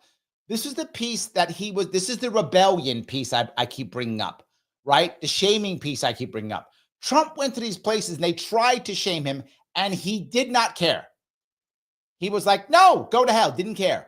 And it gave other people the ability to go do that. It did. That was a good thing that Trump did, going to those places. And again, who didn't? Harris. And I was saying the entire time, Harris should have done it. And I know a lot of people are like, you're crazy. And I said it. She was going to lose if she didn't. So what's the worst? She goes and loses more? She already lost the popular vote. Who cares? No one is going to care 20 years from now whether she lost the popular vote by 1 million votes or 7 million votes. No one's going to care. She lost the popular vote. That's all that matters. If she had gone to all these places like Trump did, she had a chance. I'm not saying she would have done it. But again, if she could have knocked it out of the park or done something, if she could have done it, she had a chance. She had no chance without it. Absolutely no chance without it. Mike, of course, is busting my balls. Yes, I was. You were right. Give me credit. You are now, but you were wrong on that the Bitcoin thing. So take that. Anyway, yes, absolutely. So Mike goes on to say, bonus to be fully eco. Now food is constantly delivered by cars. Great for the environment. You're not wrong. They locked us all down, so everything's getting delivered by car now. Now we're not even walking. And they get delivered by cars. And Mike, you know this, you live in the city like I do, in the city. We can walk to the supermarket. We live in the city. You could walk to the supermarket if you want to. And no. Yes. No. Because of what we've trained people that now they take cars. It is insane. Absolutely insane. Paula says, Trump looks kind of lost at the Bitcoin event. I tend to blame his staff. I do too, Paula. I do too. I think Mike does also. I think he would agree. It's kind of probably both. I remember his debate with Voss. This debate with Voss. It was funny how you write to him, probably because you're friends. I love Mike. He's my friend, 100%. Yes. I love Mike. Absolutely. I do tease him, but yes. He teases me back because Mike is just one way. He goes back to me too. So yes. Anyway. All right. So I thought that part was interesting. Again, I think it showed something that we hadn't seen in the past. And that part to me was important, right? I then want to bring up this other part that there was a trust issue that I had. And a lot of people were upset at me when I had this trust issue. But I think you see some of it coming to pass. And it's a trust issue about Trump and RFK Jr. Hey, Larry, I know you're in debt. Maybe you need to stop paying your debt off. I'm not joking. They would literally want to pay my debt off because my first campaign, I was almost over $100,000 in debt my first campaign, over $40,000 in debt my second campaign. I was talking about the idea of how many people, many Republicans at this time, were trying to kind of bribe me out of running or bribe me into something. And they would never just, like the top guy would never come up, but like people just call me up or see me and say, hey, Larry, what about this? What about that? They knew, and they were trying to get me out. Well, if you just stop and do this or do that, then maybe we'll pay that debt off, or we'll help you out in some other way, or we'll offer you something. They offer me the lieutenant governor spot, or they offer me whatever they want. They'll offer all types of things. But I always said no. Why would I say no? Yeah, why would I say no? There are many reasons why I said no, but here's the most important one. Larry, you could have used that money. I could have used the money. That's true. Wrong. Larry, if you could have become lieutenant governor in New York, things could have, whatever. Yeah, all those things are possible. Sure, 100%. But here's the issue. Why should I believe them? Yes, it's a serious question. Why should I believe them? This isn't like some kind of contract you make. This is the mob. This is mafia. They have no reason to follow through what they say. They can promise me anything and go, yeah, well, no, we're not doing it. What am I going to do? Sue them? What am I going to do? Go to court? Do they care? So whatever Trump might offer RFK Jr., hey, I'm going to make you X and make you Y. He's not bound by it because he said so. What if he wins and he says, I'm not going to do it? What's going to happen? They're going to undo him? Get rid of him? No, it's just, oh, well, sorry, you'll be mad. Go on CNN if they'll let you on, but probably not. I mean, and that was my concern. Now, don't get me wrong. Am I satisfied now? I am. I think Trump has done what he said. But for those of you who are saying, Larry, why were you so worried? It's because that. It's because that. I was worried because there was no, what RFK Jr. did well, whether intentionally or not. I don't know if he was thinking about it. I actually don't know. He was able to retain such a loyalty that he now still has leverage. Leverage is all that matters in politics. Nothing else. Leverage is all that matters. Do I have, and that leverage is usually one of two things. votes or money. And those are sometimes, not always. In my case, I have some votes, not many, to be forward with you. To this day, I probably still could pull about 3% of New York State. That's clearly not a lot. And if you're not in a tight race, you don't care about me at all. I am some dude, whatever, who cares? If you're in a tight race, you might want to call up Larry Sharpe and see if he'll show up to get you that 2 or 3%, because I probably can get you 2 or 3%. An example of that, believe it or not, was my current city council person, who is here now, who ran for the attorney general. Her name was Tiffany Caban. She ran for not attorney general. Sorry, not DA of Queens. She lost by 500 votes. I reached out to her. I said, her and I, we kind of, connect on a lot of the criminal justice stuff. I said, we could talk about this. Reach out to me. Look, I'm happy to help out. I can get you some votes. They ignored me. She lost by 500 votes. I could have gotten her 500 votes. That I could have mustered that one up. So do I have some leverage? I do. Do I have enough leverage for Republicans to care about me statewide right now? No. Now, if it's a close race, yes, then they're going to care about me again. That's what matters. That's the leverage. If I was a multimillionaire or a billionaire where I could just write checks to them, they would care again, right? Money and or votes. Those two things are what matters depending upon where you are, right? Mike brings it up right. It's not about the number of votes, but the number of votes that decide the race. Correct. So if you're in a gerrymandered district where it's, 8-1 Democrats, Republicans, nobody cares about Larry Sharpe. Whatever. Have a nice day, idiot. I don't care. Tight race. Maybe. Lunatic says, believe nothing of what you see in here. You have to have the leverage. And what RFK Jr. did, again, I don't know if it's on purpose or not, is he had so much loyalty that he's got thousands of votes. Millions of votes. And those millions of votes are key. So let me grab Ryan. Thank you for $2. Buy the poll and raise the funds. Yes. Absolutely. Yes. That's what it's all about. The piece here that I'm chatting about, though, that matters is having all those votes doesn't just matter for Trump. It matters in 2025. Why? Local elections, you get a couple Maha people showing up. You pull 4, 5, 6% of the vote for Maha people. That's a Republican win or loss in certain areas. Back to Mike's point.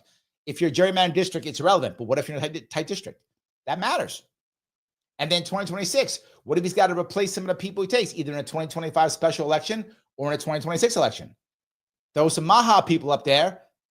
You get 3, 4% off of that, 5% off of that. That could be a victory.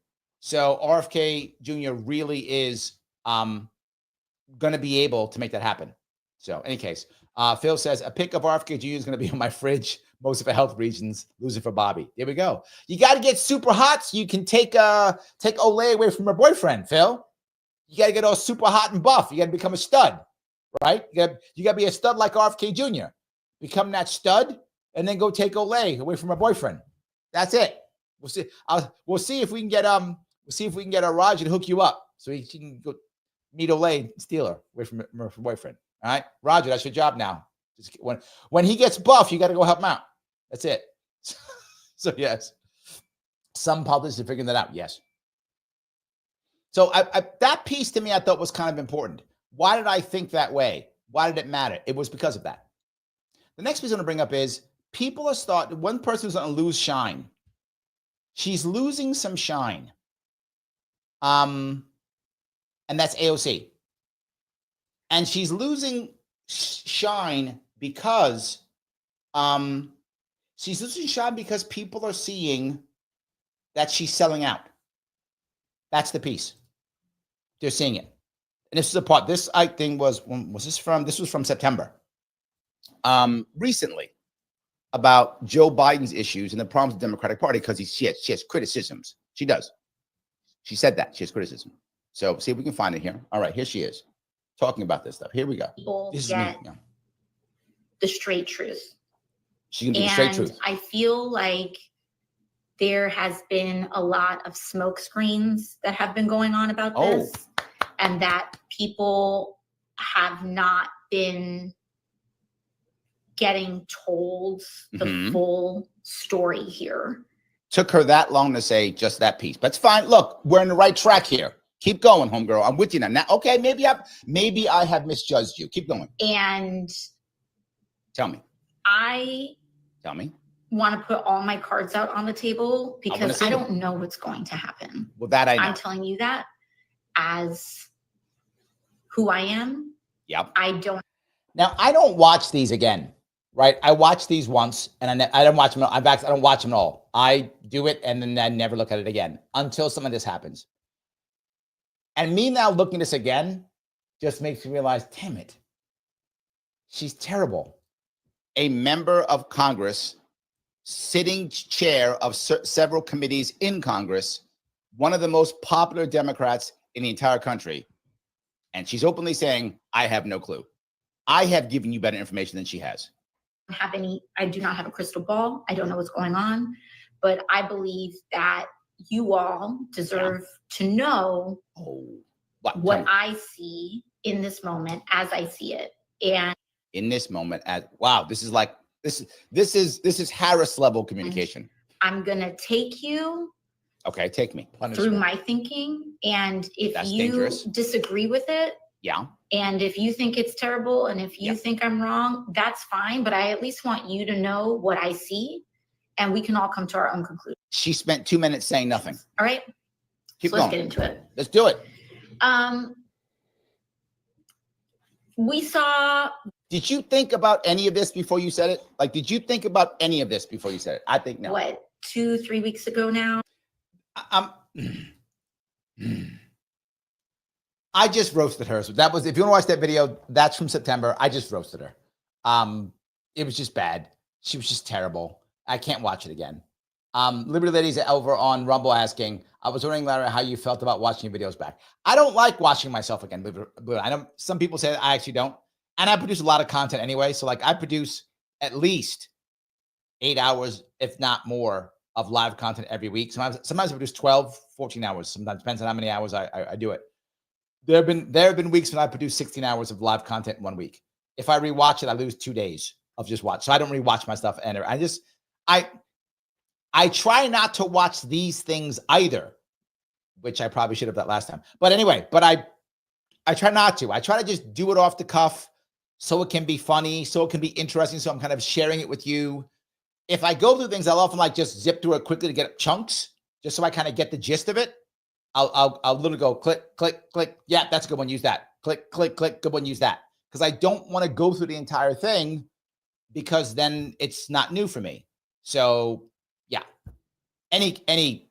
yeah. So let me grab a couple more of these if I could. Where am I here? Ryan says, Larry roasting AOC for the win.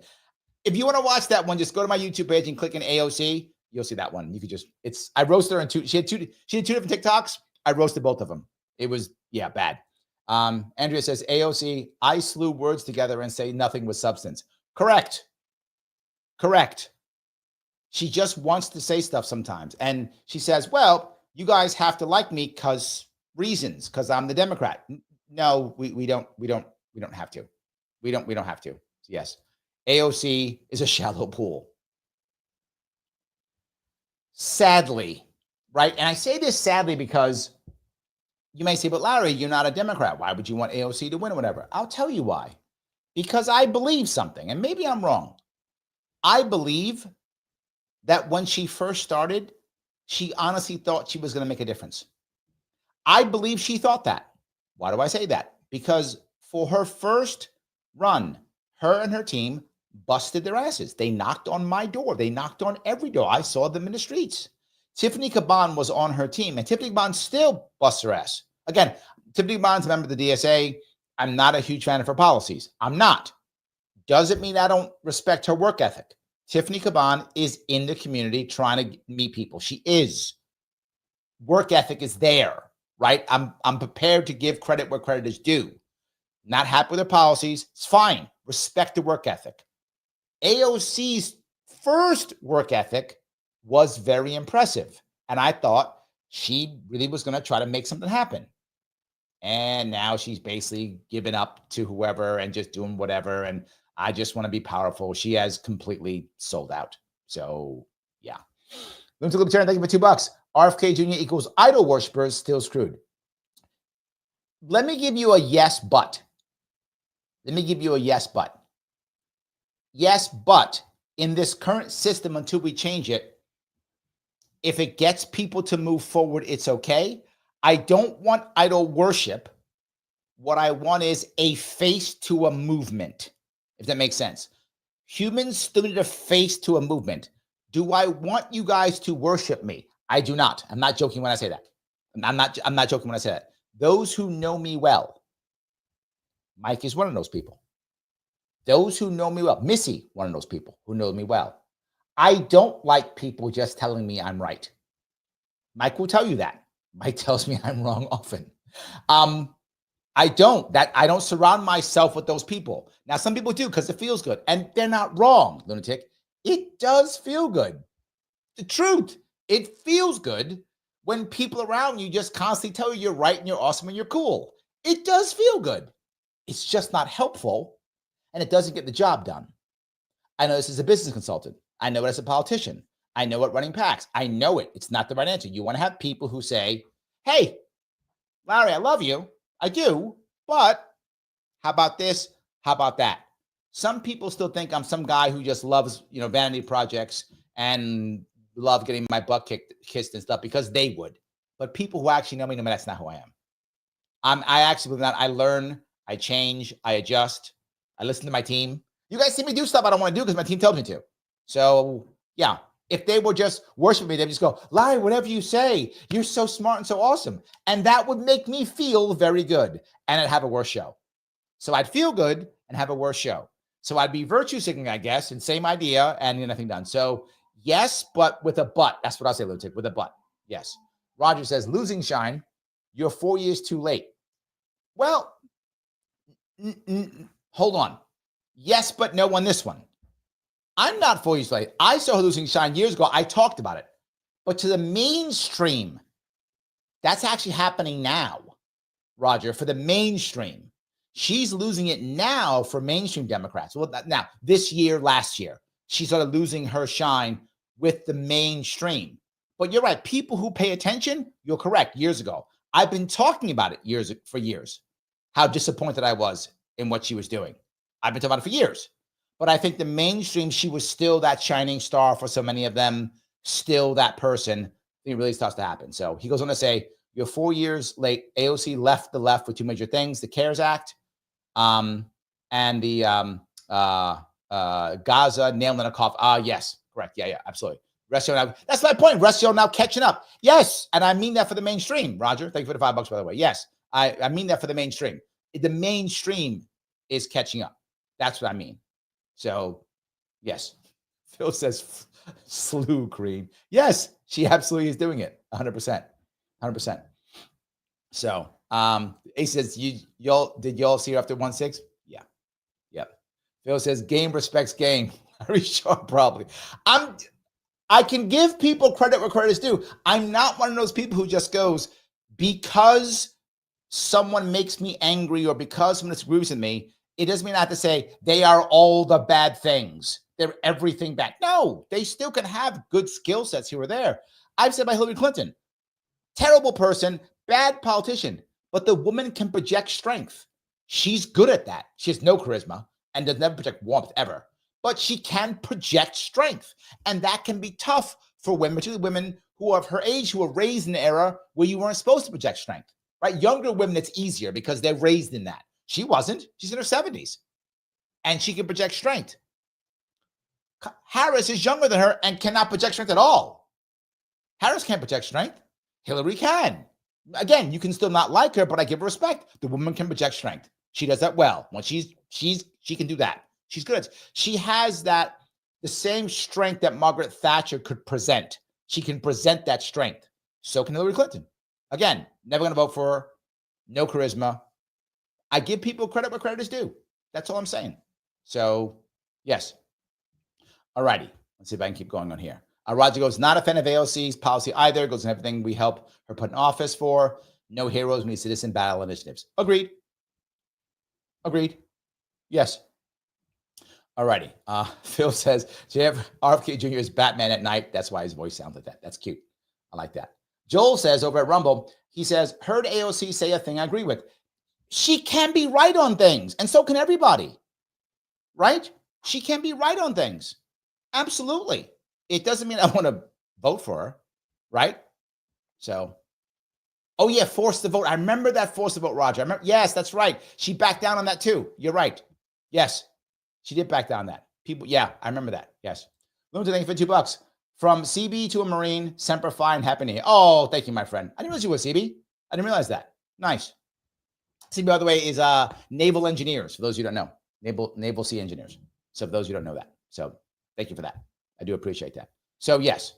Let me, if I can, I'm going to grab another one if I could. This one, I bring this up because another thing that's about idea of transparency. I spoke about how corrupt New York was.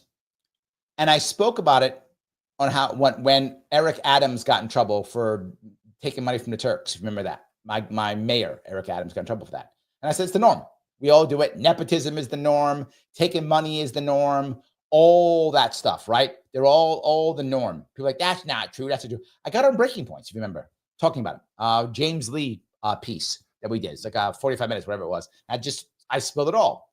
And people didn't believe me. They're like, that can't be that bad. So I did a show, Sharpe Way number 491.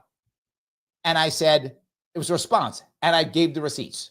And I just want to show you a little bit of that because this part also, this goes to my transparent. I said it was proxy war year, rebellion against establishment year, anti-shaming and canceling year, and a forced transparency year. And this is some of that forced transparency. I think it really is. We saw this happen because of what happened. We saw some of that here. The Post says 1.8 billion. So maybe it's 1.8, maybe it's 1. Who cares? Here you go. Done. And this was de Blasio, again, legally creating a fund for, some people said 1 billion. The Post says 1.8. I don't care. It's a whole lot of money that his wife took and threw away. And again, I'm not making that up. You can just Google it. It's everywhere. You might get 1 billion. You might get 1.8, whatever number you're going to get. It's a massive number of wasted money given to his wife. And that's fine. It's normal. Before this, I showed how Eric Adams literally gave 6 of his family members and friends of him jobs openly. It's legal. I'm not making this up. It's normal. Everything I said in that article, you can find on your own. It's right there. No problem. Can be done. They went, oh my God, that can't be true. No. It's right here. You can look at it. Nepotism is the norm. That is how New York City works. The state works the same way. Until someone brought it up. Kathy Hochul, when she did that plan with the Buffalo Bills, her husband was going to have the concessions. Yes. Why would Kathy want to build the Buffalo Bills stadium? Because her husband gets the concessions. Yes, at a stadium. The norm. Yeah, they might not. He still might have it, but people brought it up, so maybe they'll stop. I don't know. But he was going to have the concessions. Yeah. So it's state level too. So I'll make this plan, and then after I make this plan, I'll give the job to my husband or my wife or my brother or my best buddy or my guy I was at the job with, whatever. Yes. Again, not making it up.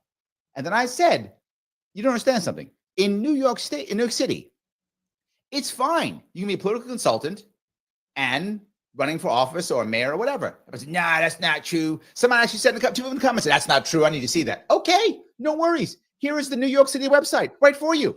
Yes, I literally show the New York City website, which expresses specifically how public servants can also be political consultants. Yeah, it's right there. You can just go right now to that website. It's newyorkcity.gov. And here's how you do it. Number 2, a public servant can serve as a paid consultant on a political campaign, even a campaign for an elective city office, as long as the public does not communicate with the campaign finance board. That's it. Just don't do that, and you're good. Just let us know you're corrupt, and you're good. And I brought that up because so many people did not believe me. The amount of people who just did not believe me. They said, nah, you're making it up. You're just mad. You hate Democrats, or whatever was the story they said. Whatever it was. No. Right there. Right there. That's the part that drives me crazy. But here's a good part. People saw it. People on Breaking Point saw it. People on this show saw it. People saw it.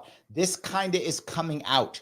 And that's what I meant by this kind of a forced transparency. We're starting to see it. This goes back to the original piece Andrew brought up. Is this a chance for change? It's a chance. It's a shot. Mike says 6 mansions for BLM. Cori Bush hires her brother for security, $70K a year, paid by taxpayers. Yeah, and not illegal. In my view, I think in yours too, Mike, unethical, but not illegal. And now people are seeing it. Right now, they're actually seeing it, which again, years ago, nobody saw that. Nobody was paying attention. They didn't believe me. I showed it and they were like, you're lying. They're like, you're lying. Other piece that was happening around that time, before that time actually, was something I thought was kind of funny. It's a little bit funny part I wanted to bring up. Around that time, that's when P. Diddy got caught. Another piece of transparency I was talking about. P. Diddy talking about the idea, I'm showing the idea that some of these elites are just crazy power hungry, just insane. We're all just peons and plebes. And a lot of people didn't want to see it. People didn't want to believe that of P. Diddy. They didn't want to believe what I said. They didn't want to believe P. Diddy. P. Diddy was with Biggie Smalls, Notorious B.I.G. No, he can't be. Oh, yeah. Yeah. People are seeing it. And people were talking about it. It was like Cat Williams did that whole thing about how everyone's corrupt and bad and doing horrible things and controlling you and stuff. 50 Cent was talking about it for years. No one wanted to believe him. All of a sudden, wait a minute. Maybe that's true. Huh. Christine says 2025, the year of transparency. Christine, I hope. Oh my God, I hope. I hope you're right. Yes. Lunatic says, the fall of 2024, Valhalla calls. Thank you for the $2, my friend.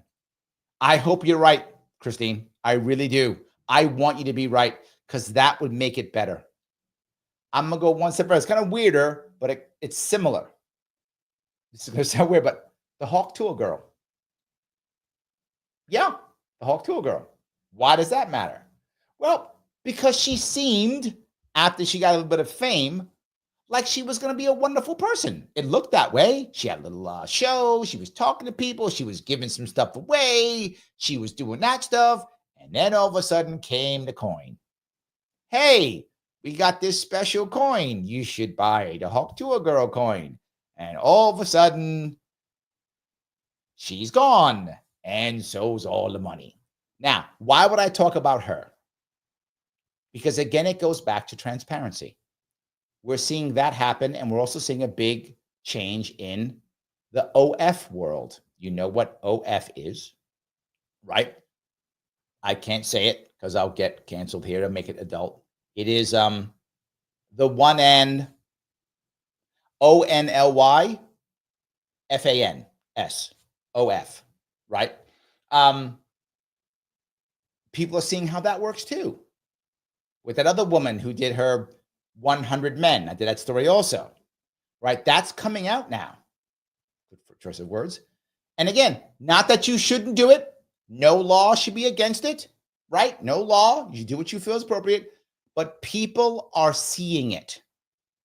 They're actually going, wait a minute.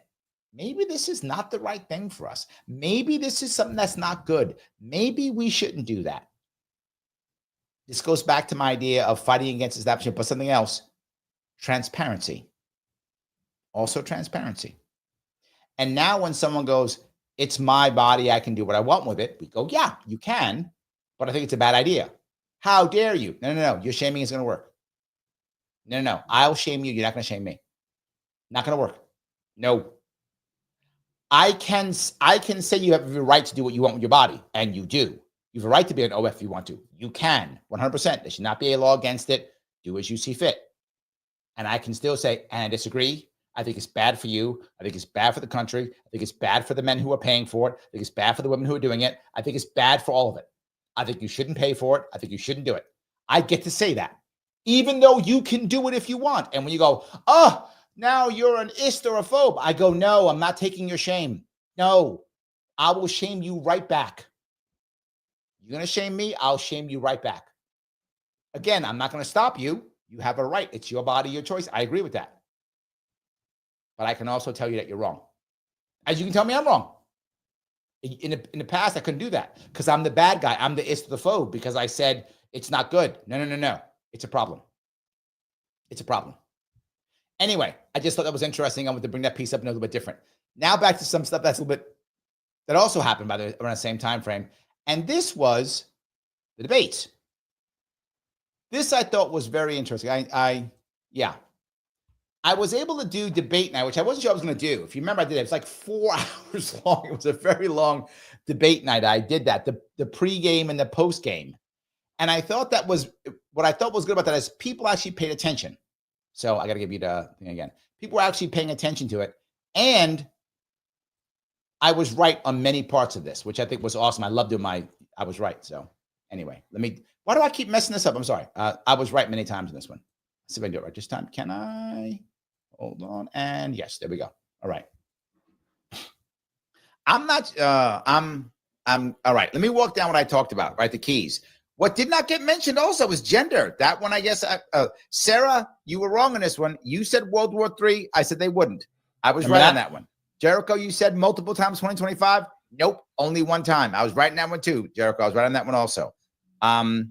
Greg, you said they wouldn't bring up trans. Greg, well done. You were right. Nobody brought it up. You were correct, Greg. Well done.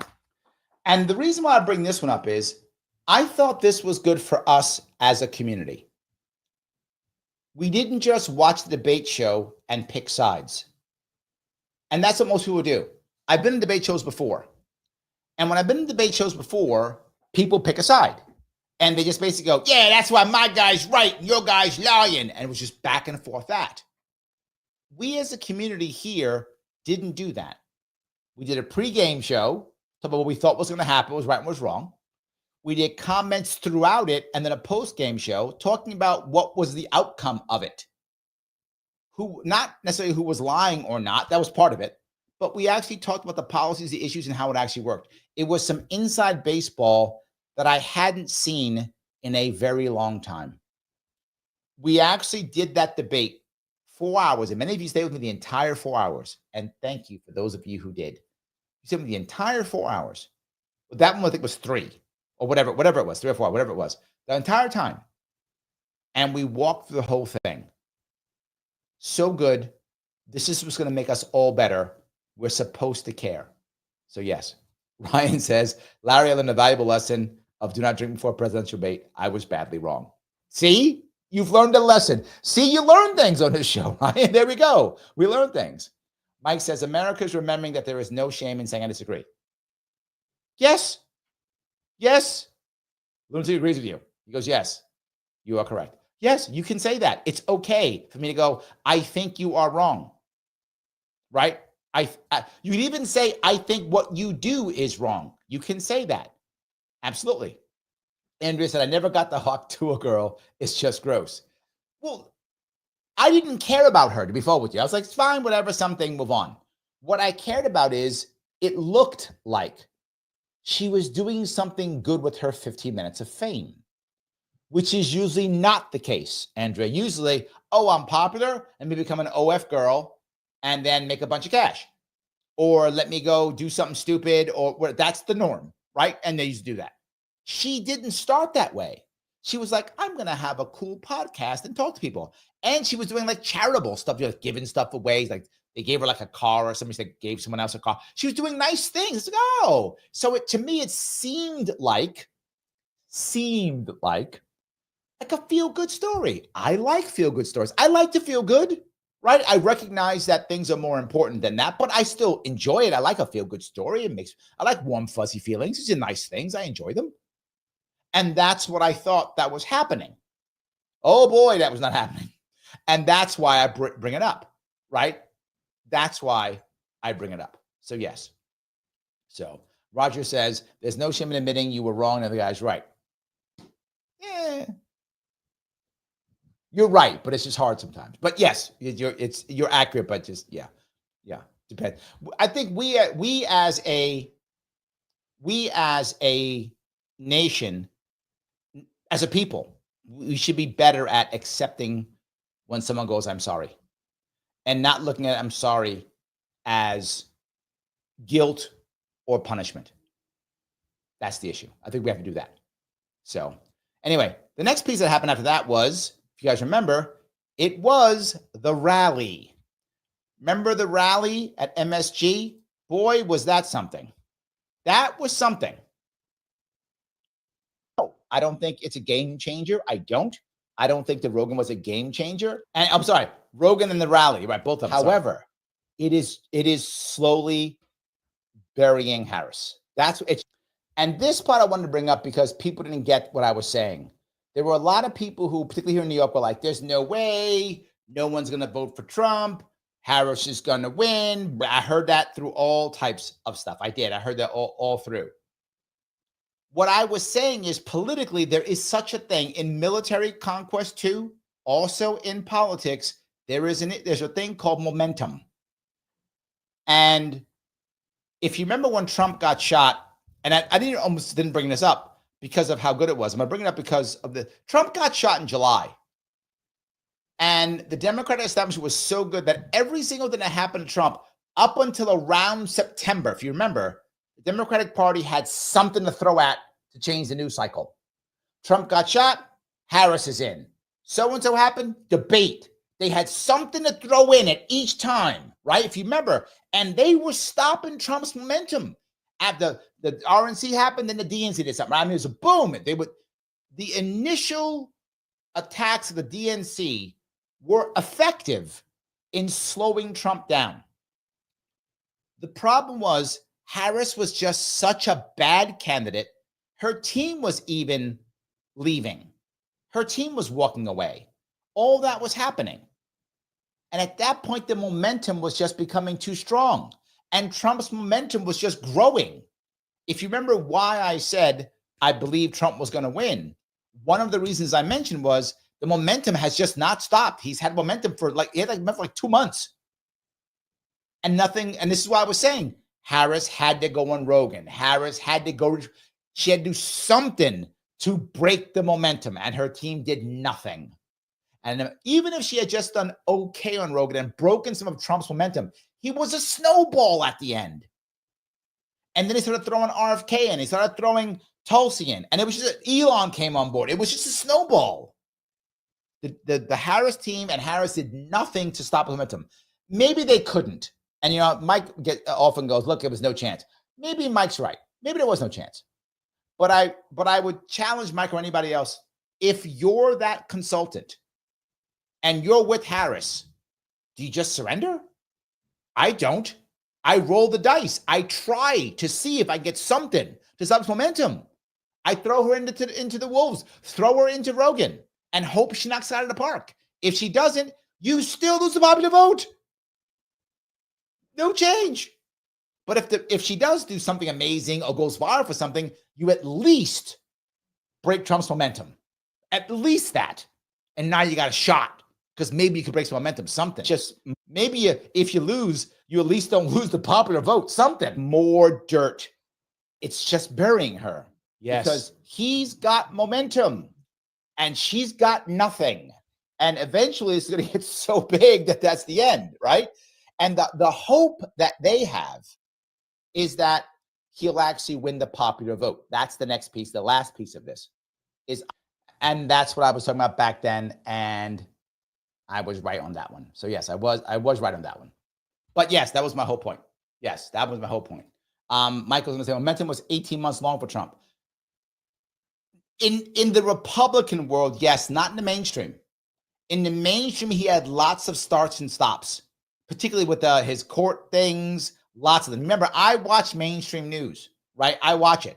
There were lots of stops and starts in that, tons of them, stops and starts. So yeah, I think that was an issue, right? She couldn't speak for 30 minutes, then on 3 hours, but yes, they could have tried. And that's my point. I'm not saying you're wrong, Mike, and that she would have screwed it up. I'm not. But my point is, who cares? And you want to say Dems would have lost Congress more. If you're her consultant, Mike, and if I was her consultant, I don't give a shit about Congress. I care about my client. I care about my candidate. I want my candidate to win. That's what I care about. And her consultants should have cared about that. They shouldn't have cared about whether she loses Congress. That should not have been on their mind at all. What should on their mind is, can I get my candidate a W out of this or not? And either they were wrong, shame on them, she wouldn't listen, shame on her, or they left. One of those three is true. And they should have thrown her at it. No matter what, they should have thrown her at it. So yes, Michael's going to say she had no people. Then that's her fault, Mike. And I agree with that. She's a bad candidate. And she's not a good person either. So probably that's true. She probably didn't have anybody ready. That's probably true. But then then that's her fault. She should have had people who cared about her, who will do it. Mike, I would hope if I run for office and you're my consultant and I'm getting my ass kicked, you don't go, sorry, Larry, I guess you get your ass kicked. You go, no, let's throw the football in the end zone. Let's do a Hail Mary. Throw the football in the end zone. Hope we come down with it. I hope you do that. You don't go, well, Larry, get it. Yes, we'll lose the Senate. I hope you don't do that shit to me. I hope you go, how do we throw the football in the end zone? What do we got to do?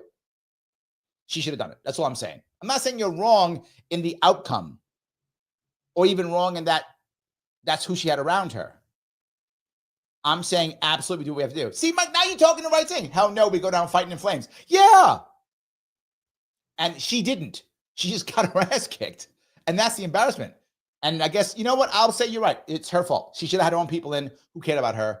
But the problem with her, again, is she didn't have enough charisma to draw those people in, right? Those people didn't come there. She's a bad candidate. She didn't have the charisma to draw those people in so that those people could have said, look, Harris, we're throwing the football in the end zone. You're getting your ass kicked here.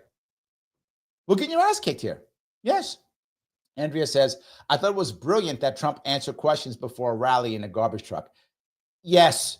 The stuff he did, that's the team I'm talking about, right? Trump's team early on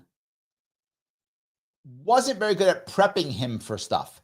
And I think my view is it was Trump. Trump didn't like that prepping stuff. He doesn't enjoy that. He thinks, I got it. I don't need it. I'm good off the cuff. He likes his weave thing. I think he pushes away on them. I think they figured it out and went, you know what? He doesn't do that. And look, I have my issues too as a candidate. There are certain things I like and don't like. Right. And one of the guys who works with me is a guy named Craig. You see him sometimes here. Craig knows me very well. He's like, don't do that, Larry, won't do it. Do this, he'll do it. Don't do that, Larry, do this, he'll do it. And he knows me, like what I want to do, what I do, whatever. So eventually, I think Trump's people said, we got to stop trying to prep him. He's like, listen, hey, you know what he likes? Stunts. Trump likes stunts. Okay, what's a good stunt? Garbage truck. He'll do it. McDonald's. He'll do it. Oh, and National Association of Black Journalists. He'll do it. Throw him on those. He'll do those. And I think that's, look, I don't know that, but I think my gut tells me from being on campaigns that the team figured out what Trump would do and would eagerly do and said, okay, this is what Trump likes, like stunts. Give him stunts. Give him stunts. He'll do it. And Trump's like, yeah, garbage truck? Hell yeah. I'll do it. Oh, McDonald's? Yeah. Sit down and have us grill you so you can be ready for this debate. No. Fine, garbage truck. That's what I think happened because I know, look, when you have a candidate, the hardest thing for any consultant is the consultant isn't the candidate, right? So the consultant thinks we should do X, but the candidate's like, I don't want to do X. So you have to be able to find what your candidate will happily do and then make it work. And I think Trump prefers stunts. He enjoys that kind of thing, right? He should do it when he was like doing the WWE stuff. He enjoyed that stuff. So they said, fine, we're doing that. And he was like, done. Do it. 100%. That's what I think, right? You know, that's how that works. So anyway, I did want to grab that one. There were a couple more I want to grab. This was, I'm going to give Mike his due because I know I messed with him a little bit on the other one, but I'm going to give Mike his due. Mike predicted the election very well. And that was also a good show. I had to eat a little crow on that one. Hold on, I got to give him I did a little bit of crow on that one. But I still did it. I ate a little crow, but I still did it. Because he picked it perfectly. I did say Trump was going to win. I did say that, but Mike picked perfectly. 5 times. Well, confidence is gone. Let me go to what most Democrats, I would think, believed was the Achilles heel, right? Most did, which was, look, J6. I'm sorry, J day after 5. You want to get canceled by freaking YouTube. J day after 5, right? Mm-hmm. That. And The convictions. He's a felon, right? Oh my God, all these things. And he's going to be a tyrant. Why didn't that land? Because here's the next piece. And you know this too. A lot of Democrats switched over. And according to Democrats, that should not have happened. Clearly it did. Why didn't this land? Why didn't the Democrats go, yeah, look, Jay day after 5 and convicted felon, I can't vote for this guy. Why did that happen? Because, well, looking at the 6th, see, if you just say the date, they don't hit you. So Better. the 6th. Like that. Yeah. 6th. So looking at the 6th, people are looking at that and saying, that doesn't make a lot of sense. See, we've seen, instead of getting the 40 minutes of video, we've gotten 4,000 hours of video. And now the reason why I brought this part up is I wanted to give Mike his credit, but I also wanted to add to the point that I was talking earlier about. It's the idea of twofold together. It is the idea of rebellion against the establishment and transparency. Both, in Mike's response, both come in. He's saying, look, they gave us 40, but now we got 40,000 or whatever the number, I forgot the number he said, whatever that number, we got a bunch now. So now all of a sudden we can see it, number one. Number two, we didn't really trust them. It didn't make sense. We didn't trust it. We don't trust the system anymore. Doesn't matter. We don't trust it anymore.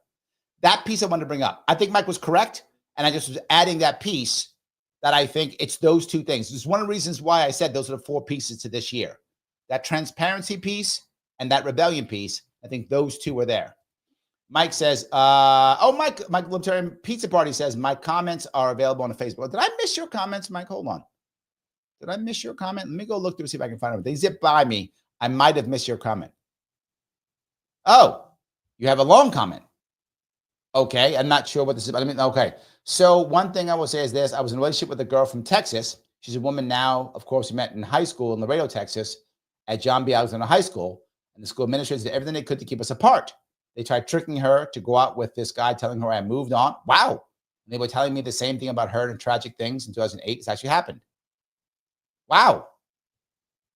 That's a terrible story, Michael. I'm not sure why you're telling me on this date, but were you able to fix it? Her name's Chelsea. Chelsea and I crossed paths and we both looked at each other and, oh, wait a minute. Is that all? Is there more? You can't just give me half the story. Did you just give me half? Hold on, I'm gonna look for it. Did you give me half the story? We both looked at each other and you gotta stop me there. You can't do it. Hold on, let me see. Is there more here? I don't see any more. If you gave me more, I can't see it. I'm looking through my comments. I've got so many comments. I apologize. I must have zipped by this. I must have missed it. All right, you got to finish. You got to finish with looked at each other. Start there. Put another one in. All right, start at that one, Michael. Don't leave us hanging on this. It's not fair. Leaving us hanging on this one. It's not good. All right, anyway. All right, let me keep going down here. The Lunatic says, just remember that the cartel has monopoly on fear. They will show how far they'll go publicly. Yeah. All right. I thought that I want to give Mike his due. Gets his day. He did good. So he gets that one. The next one I'm bringing up is I spoke also briefly, not briefly, a bit on the wars. And as I said, I think this was a year of proxy wars, right? This was a year of proxy wars. This is the end of World War I all over again. I'm going to bring this up in 2 different ways. Number one, when they saw that it was going to fail, that it was going to end, so many people, particularly the generals, said, we have to fight extra hard now. I'm going to say it again. The war was over. They were negotiating the end of the time. For those who don't remember, it was, if you remember, it was the 11th hour of the 11th day of the 11th month. That's when it would end, which is where we get November 11th as Veterans Day from, right? That's where that comes from. It was originally called Armistice Day, right? So why did I bring this up? Because once Trump won, most people believe that Trump is going to try to end the wars. And I think he is going to try. I agree.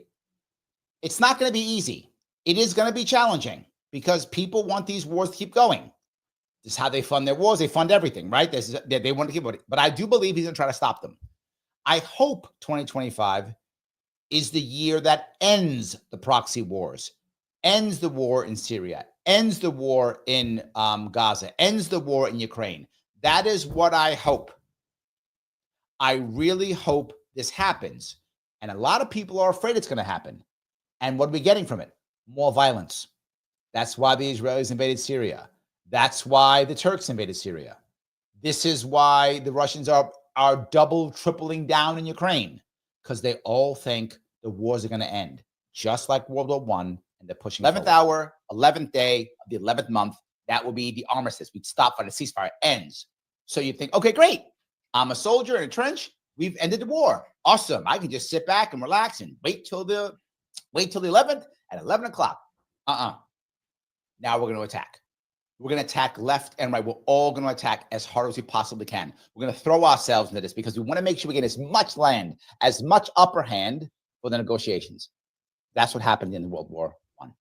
And literally tens of thousands of people died for nothing. Excuse me, for nothing.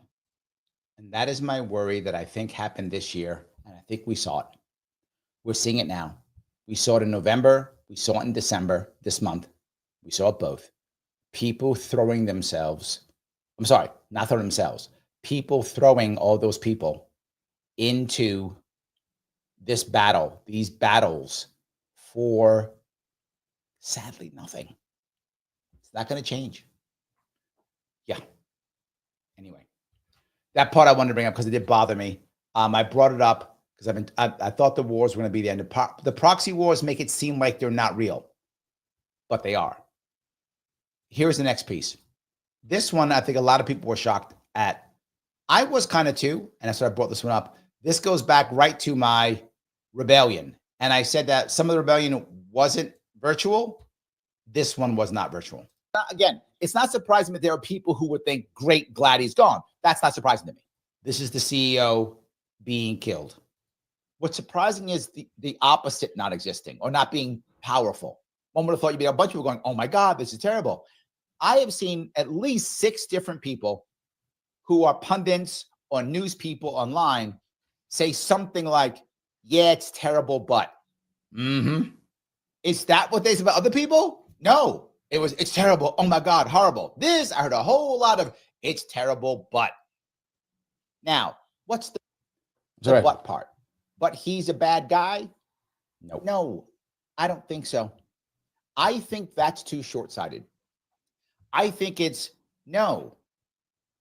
But we are so unhappy with anything establishment that if we think it's establishment, I think in general we don't care. And that was my point here. I brought up again. I think that was everywhere. Throughout the entire year of 2024, it was establishment bad by default. We don't believe it. We think it's wrong. We think it's not true. I like it and I fear it. This is what lunatic libertarian talks about often. This is where he's very valid, and it's where I have a fear. Are we ready to make change, or is it all going to fall apart? I would rather have change than have it all fall apart. Right? I'd rather. If it's all I got, it's all I got. But I would rather have that instead. Because if it all falls apart, it becomes violent. And I'd rather not have violence. I'd rather not. Mike says, Mike Libertarian Pizza Party says, the full story is in the comments. Oh, okay. So now you're going to make me go to Facebook now? All right. I'll have to read it afterwards, Mike. I can't read Facebook while I'm doing this. I can't do both. So I have 3 screens up, believe it or not. One is where I have Rumble up. One is where I have what I'm going to show you. And one is the actual show where my comments are. So I literally have 3 screens in front of me. That's true. And a camera. And 4 lights. And a green screen. So yeah, I got all of that stuff. So yeah, that's all here right now. So I'll have to read it afterwards. And I'll try to comment on it afterwards. So I appreciate it. It's just too long. So if you can chop it up, I'll go through the pieces sometimes if I can. But that's the only way I can go through it. So sorry about that. I wish I could do better on that one. Last piece I want to bring up. It is what I brought up this month. It's kind of wrap up for the month, which is 2 pieces which are both I told you so's. They're both I told you so's. I told you so number one is I know some of you like Malay very much and think he's kind of some superhero. He is not. But he is still more libertarian than we have here.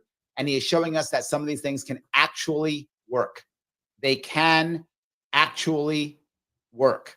And he's showing us that they can work. That's number one. Number two, this took pain. That people are still hurt. Making change is going to have a lot of problems. And if we do it in New York State, and I always talk about New York State because what happens in New York State will come to you. New York State is going out of its way to become Argentina. And some people who are going, that's a great idea. It is a terrible idea. How do I know this? Because New York State's going further and further into debt. Government spending is increasing. And more importantly than anything else, people are leaving my state in droves. Even though we took in 200,000 migrants this year, we will still have a net loss to my population in my state. I want you to think about that for a moment. We took in 200 migrants. I'm sorry, 200,000. Sorry, 200,000 migrants in New York State this year. 200,000 that we know of. There may have been more, but at least 200,000 migrants came into my state, and we will still lose population this year. I bring that piece up because I was right with Malay. Malay is showing us that this kind of thing, libertarian things, can work. However, there will be pain.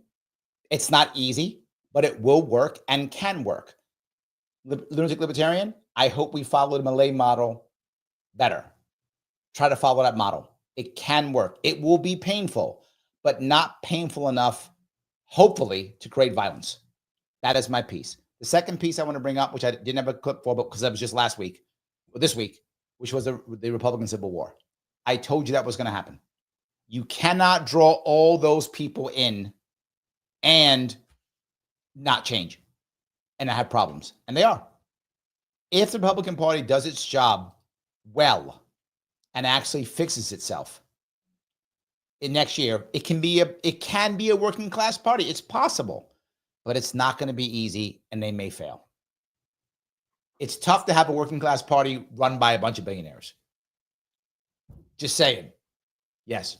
Roger says, Larry, I know you're not about to ignore the Freedom for Palestine protest, and please don't just regulate it to only happening at college campuses.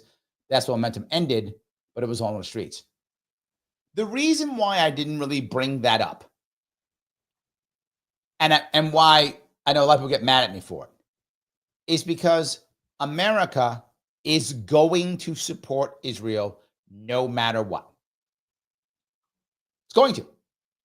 So the protests, I don't mean to be mean. They don't matter. And I know that makes some people unhappy. They don't. They are irrelevant. And I know you can see it. People didn't get votes, couldn't win Michigan. America does not care. America doesn't care about Ukraine either. Doesn't care. America doesn't care about Palestine. Does not care. The elites do not care. They will support Israel no matter what. Israel invaded Syria. Don't care. I don't mean to be mean. I'm not saying you're wrong in that what's happening. I'm not. I'm saying it's not going to move anything.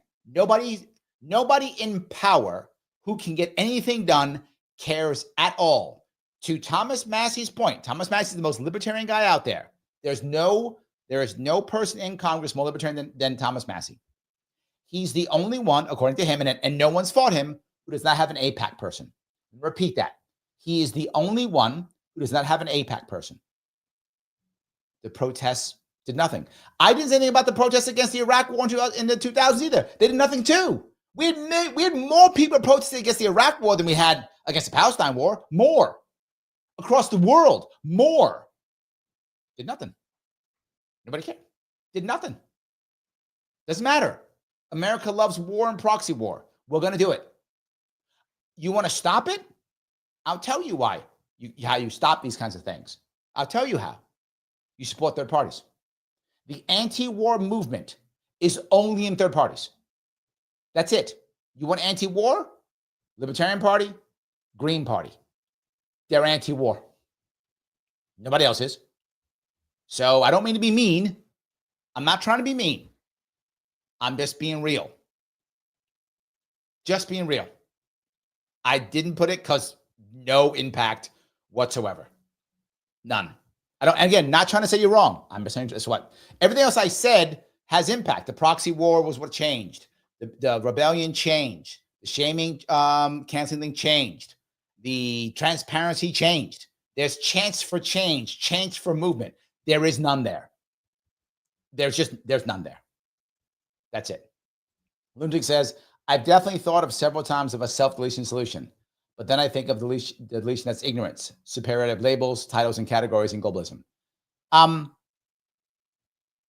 I get how you feel, Lunatic. I do. I have considered deletion myself. I have. The issue is it doesn't solve the problem. It solves your problem. It does. Your problem is solved, right? Because you're gone. That's true. But nothing else is solved. And unless you're in a position somehow where you can be some great martyr, I don't know if that's true for you. Unless you can be some kind of great martyr, you've given up and they've won. And to Mike's point, I'm sorry, the most important piece here is I'd rather us all go down fighting than just surrender. I'd rather us go down fighting, right, than just surrender. So I'm not saying what you're thinking is odd. I think lots of people think of it. I've thought of it too. But I'd rather just keep going. I'd rather just keep going. That's my view. I'm going to take it for what you feel is appropriate. And I'm still here. And we still talk. So I'd rather you not do that. Don't know if that counts much, but I wouldn't. Yes. So, any case, Phil says, you sound like Rocky at the end of Rocky 4. If I can change and you can change, we can all change. Look at that. We all can change. I like that. That is good. Thank you, Phil. Wonderful.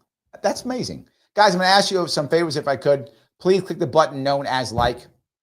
It does matter. I bug you because it matters. I need to make sure this grows and that people see it and that people care about this. And that's how I'm going to grow. And I'm trying to. If you can repost this or share this, do it now. Put it into a Facebook group. Put it someplace. Share it. Share on X, whatever the case may be. Every share matters too. If you haven't subscribed, please do so. Follow me on Facebook, X, and Rumble. All the things. Each one matters. Make sure you select all notifications when you subscribe on YouTube. If you become a member, please do so. You can super chat me too. I love all super chats. You can rant me if you want to. A member on YouTube, click join, or member on Rumble. While I'm live only, you must click subscribe on rumble.com, right? That's the issue, right? That is the issue. So Mike responds, I'd rather see everyone argue with me in 2025, in 2026, than have you absent. Well, look at that. There we go. I love that. I do love that one. Guys, I want to say a couple things. Some thanks if I could. Thank you so much for this year. This year, 2022 was a terrible year for me. Those of you who know me well know it was a horrible year. My ass kicking that I got affected me and broke me for most of 2023 on top of it. It was very hard. I lost a lot in 2022. Friends, family, cash. It was very hard. Political power, everything. Just, it was devastating. I tried to rebuild a bit in 2023, and I did. And I got back in action in 2024. While I do get my ass kicked, one thing that I do well is I get back up. And I need us all to get back up. I think Andrew's point early on in this show was a solid one. There is a real chance for change next year. But a chance means that, a chance. It doesn't mean it will happen. It will only happen if we keep talking, we keep working, we keep moving, we keep doing. If that begins to happen, then we can actually make change. We can make things happen. I'm going to keep trying. I hope this show brings you guys a bit of joy. I hope it brings you a bit of happiness. I try myself as much as I can to make this work to the best of my ability. I hope it is good and enjoyable for you. And if it is, please keep following me. Please stay on board. Please keep commenting. And I'll ask the last piece if I could. At the end of the show, once it's done, please come back wherever you're on, put a comment. I'll respond. If we do that, we will see if we do that, I'll respond, and we'll see more and more people grab a hold of it. That's what matters. Oh, hold on. I got Brenda. Thank you for the 20 euros. Thank you for the 20 euros. I do appreciate that. Thank you so much. I appreciate that. Yes. Christine says, thanks for a good year. I appreciate that. Absolutely. Yes. If you know, it'd be great. Please keep that comment if you would afterwards. I'll be back on tomorrow at 7 p.m. And again, the next day at 7 p.m. I'm not done. Tomorrow I'll be talking about all of us moving forward, what we do. I'll be doing positive thinking. I'll be doing thinking big, how to set goals, all those things. I'll be working on all those things tomorrow with you if you join me tomorrow at 7 p.m. It does matter. I hope I will see you at 7 p.m. Eastern. Happy New Year to all of you. Happy New Year to all of you. And I will see you all very soon.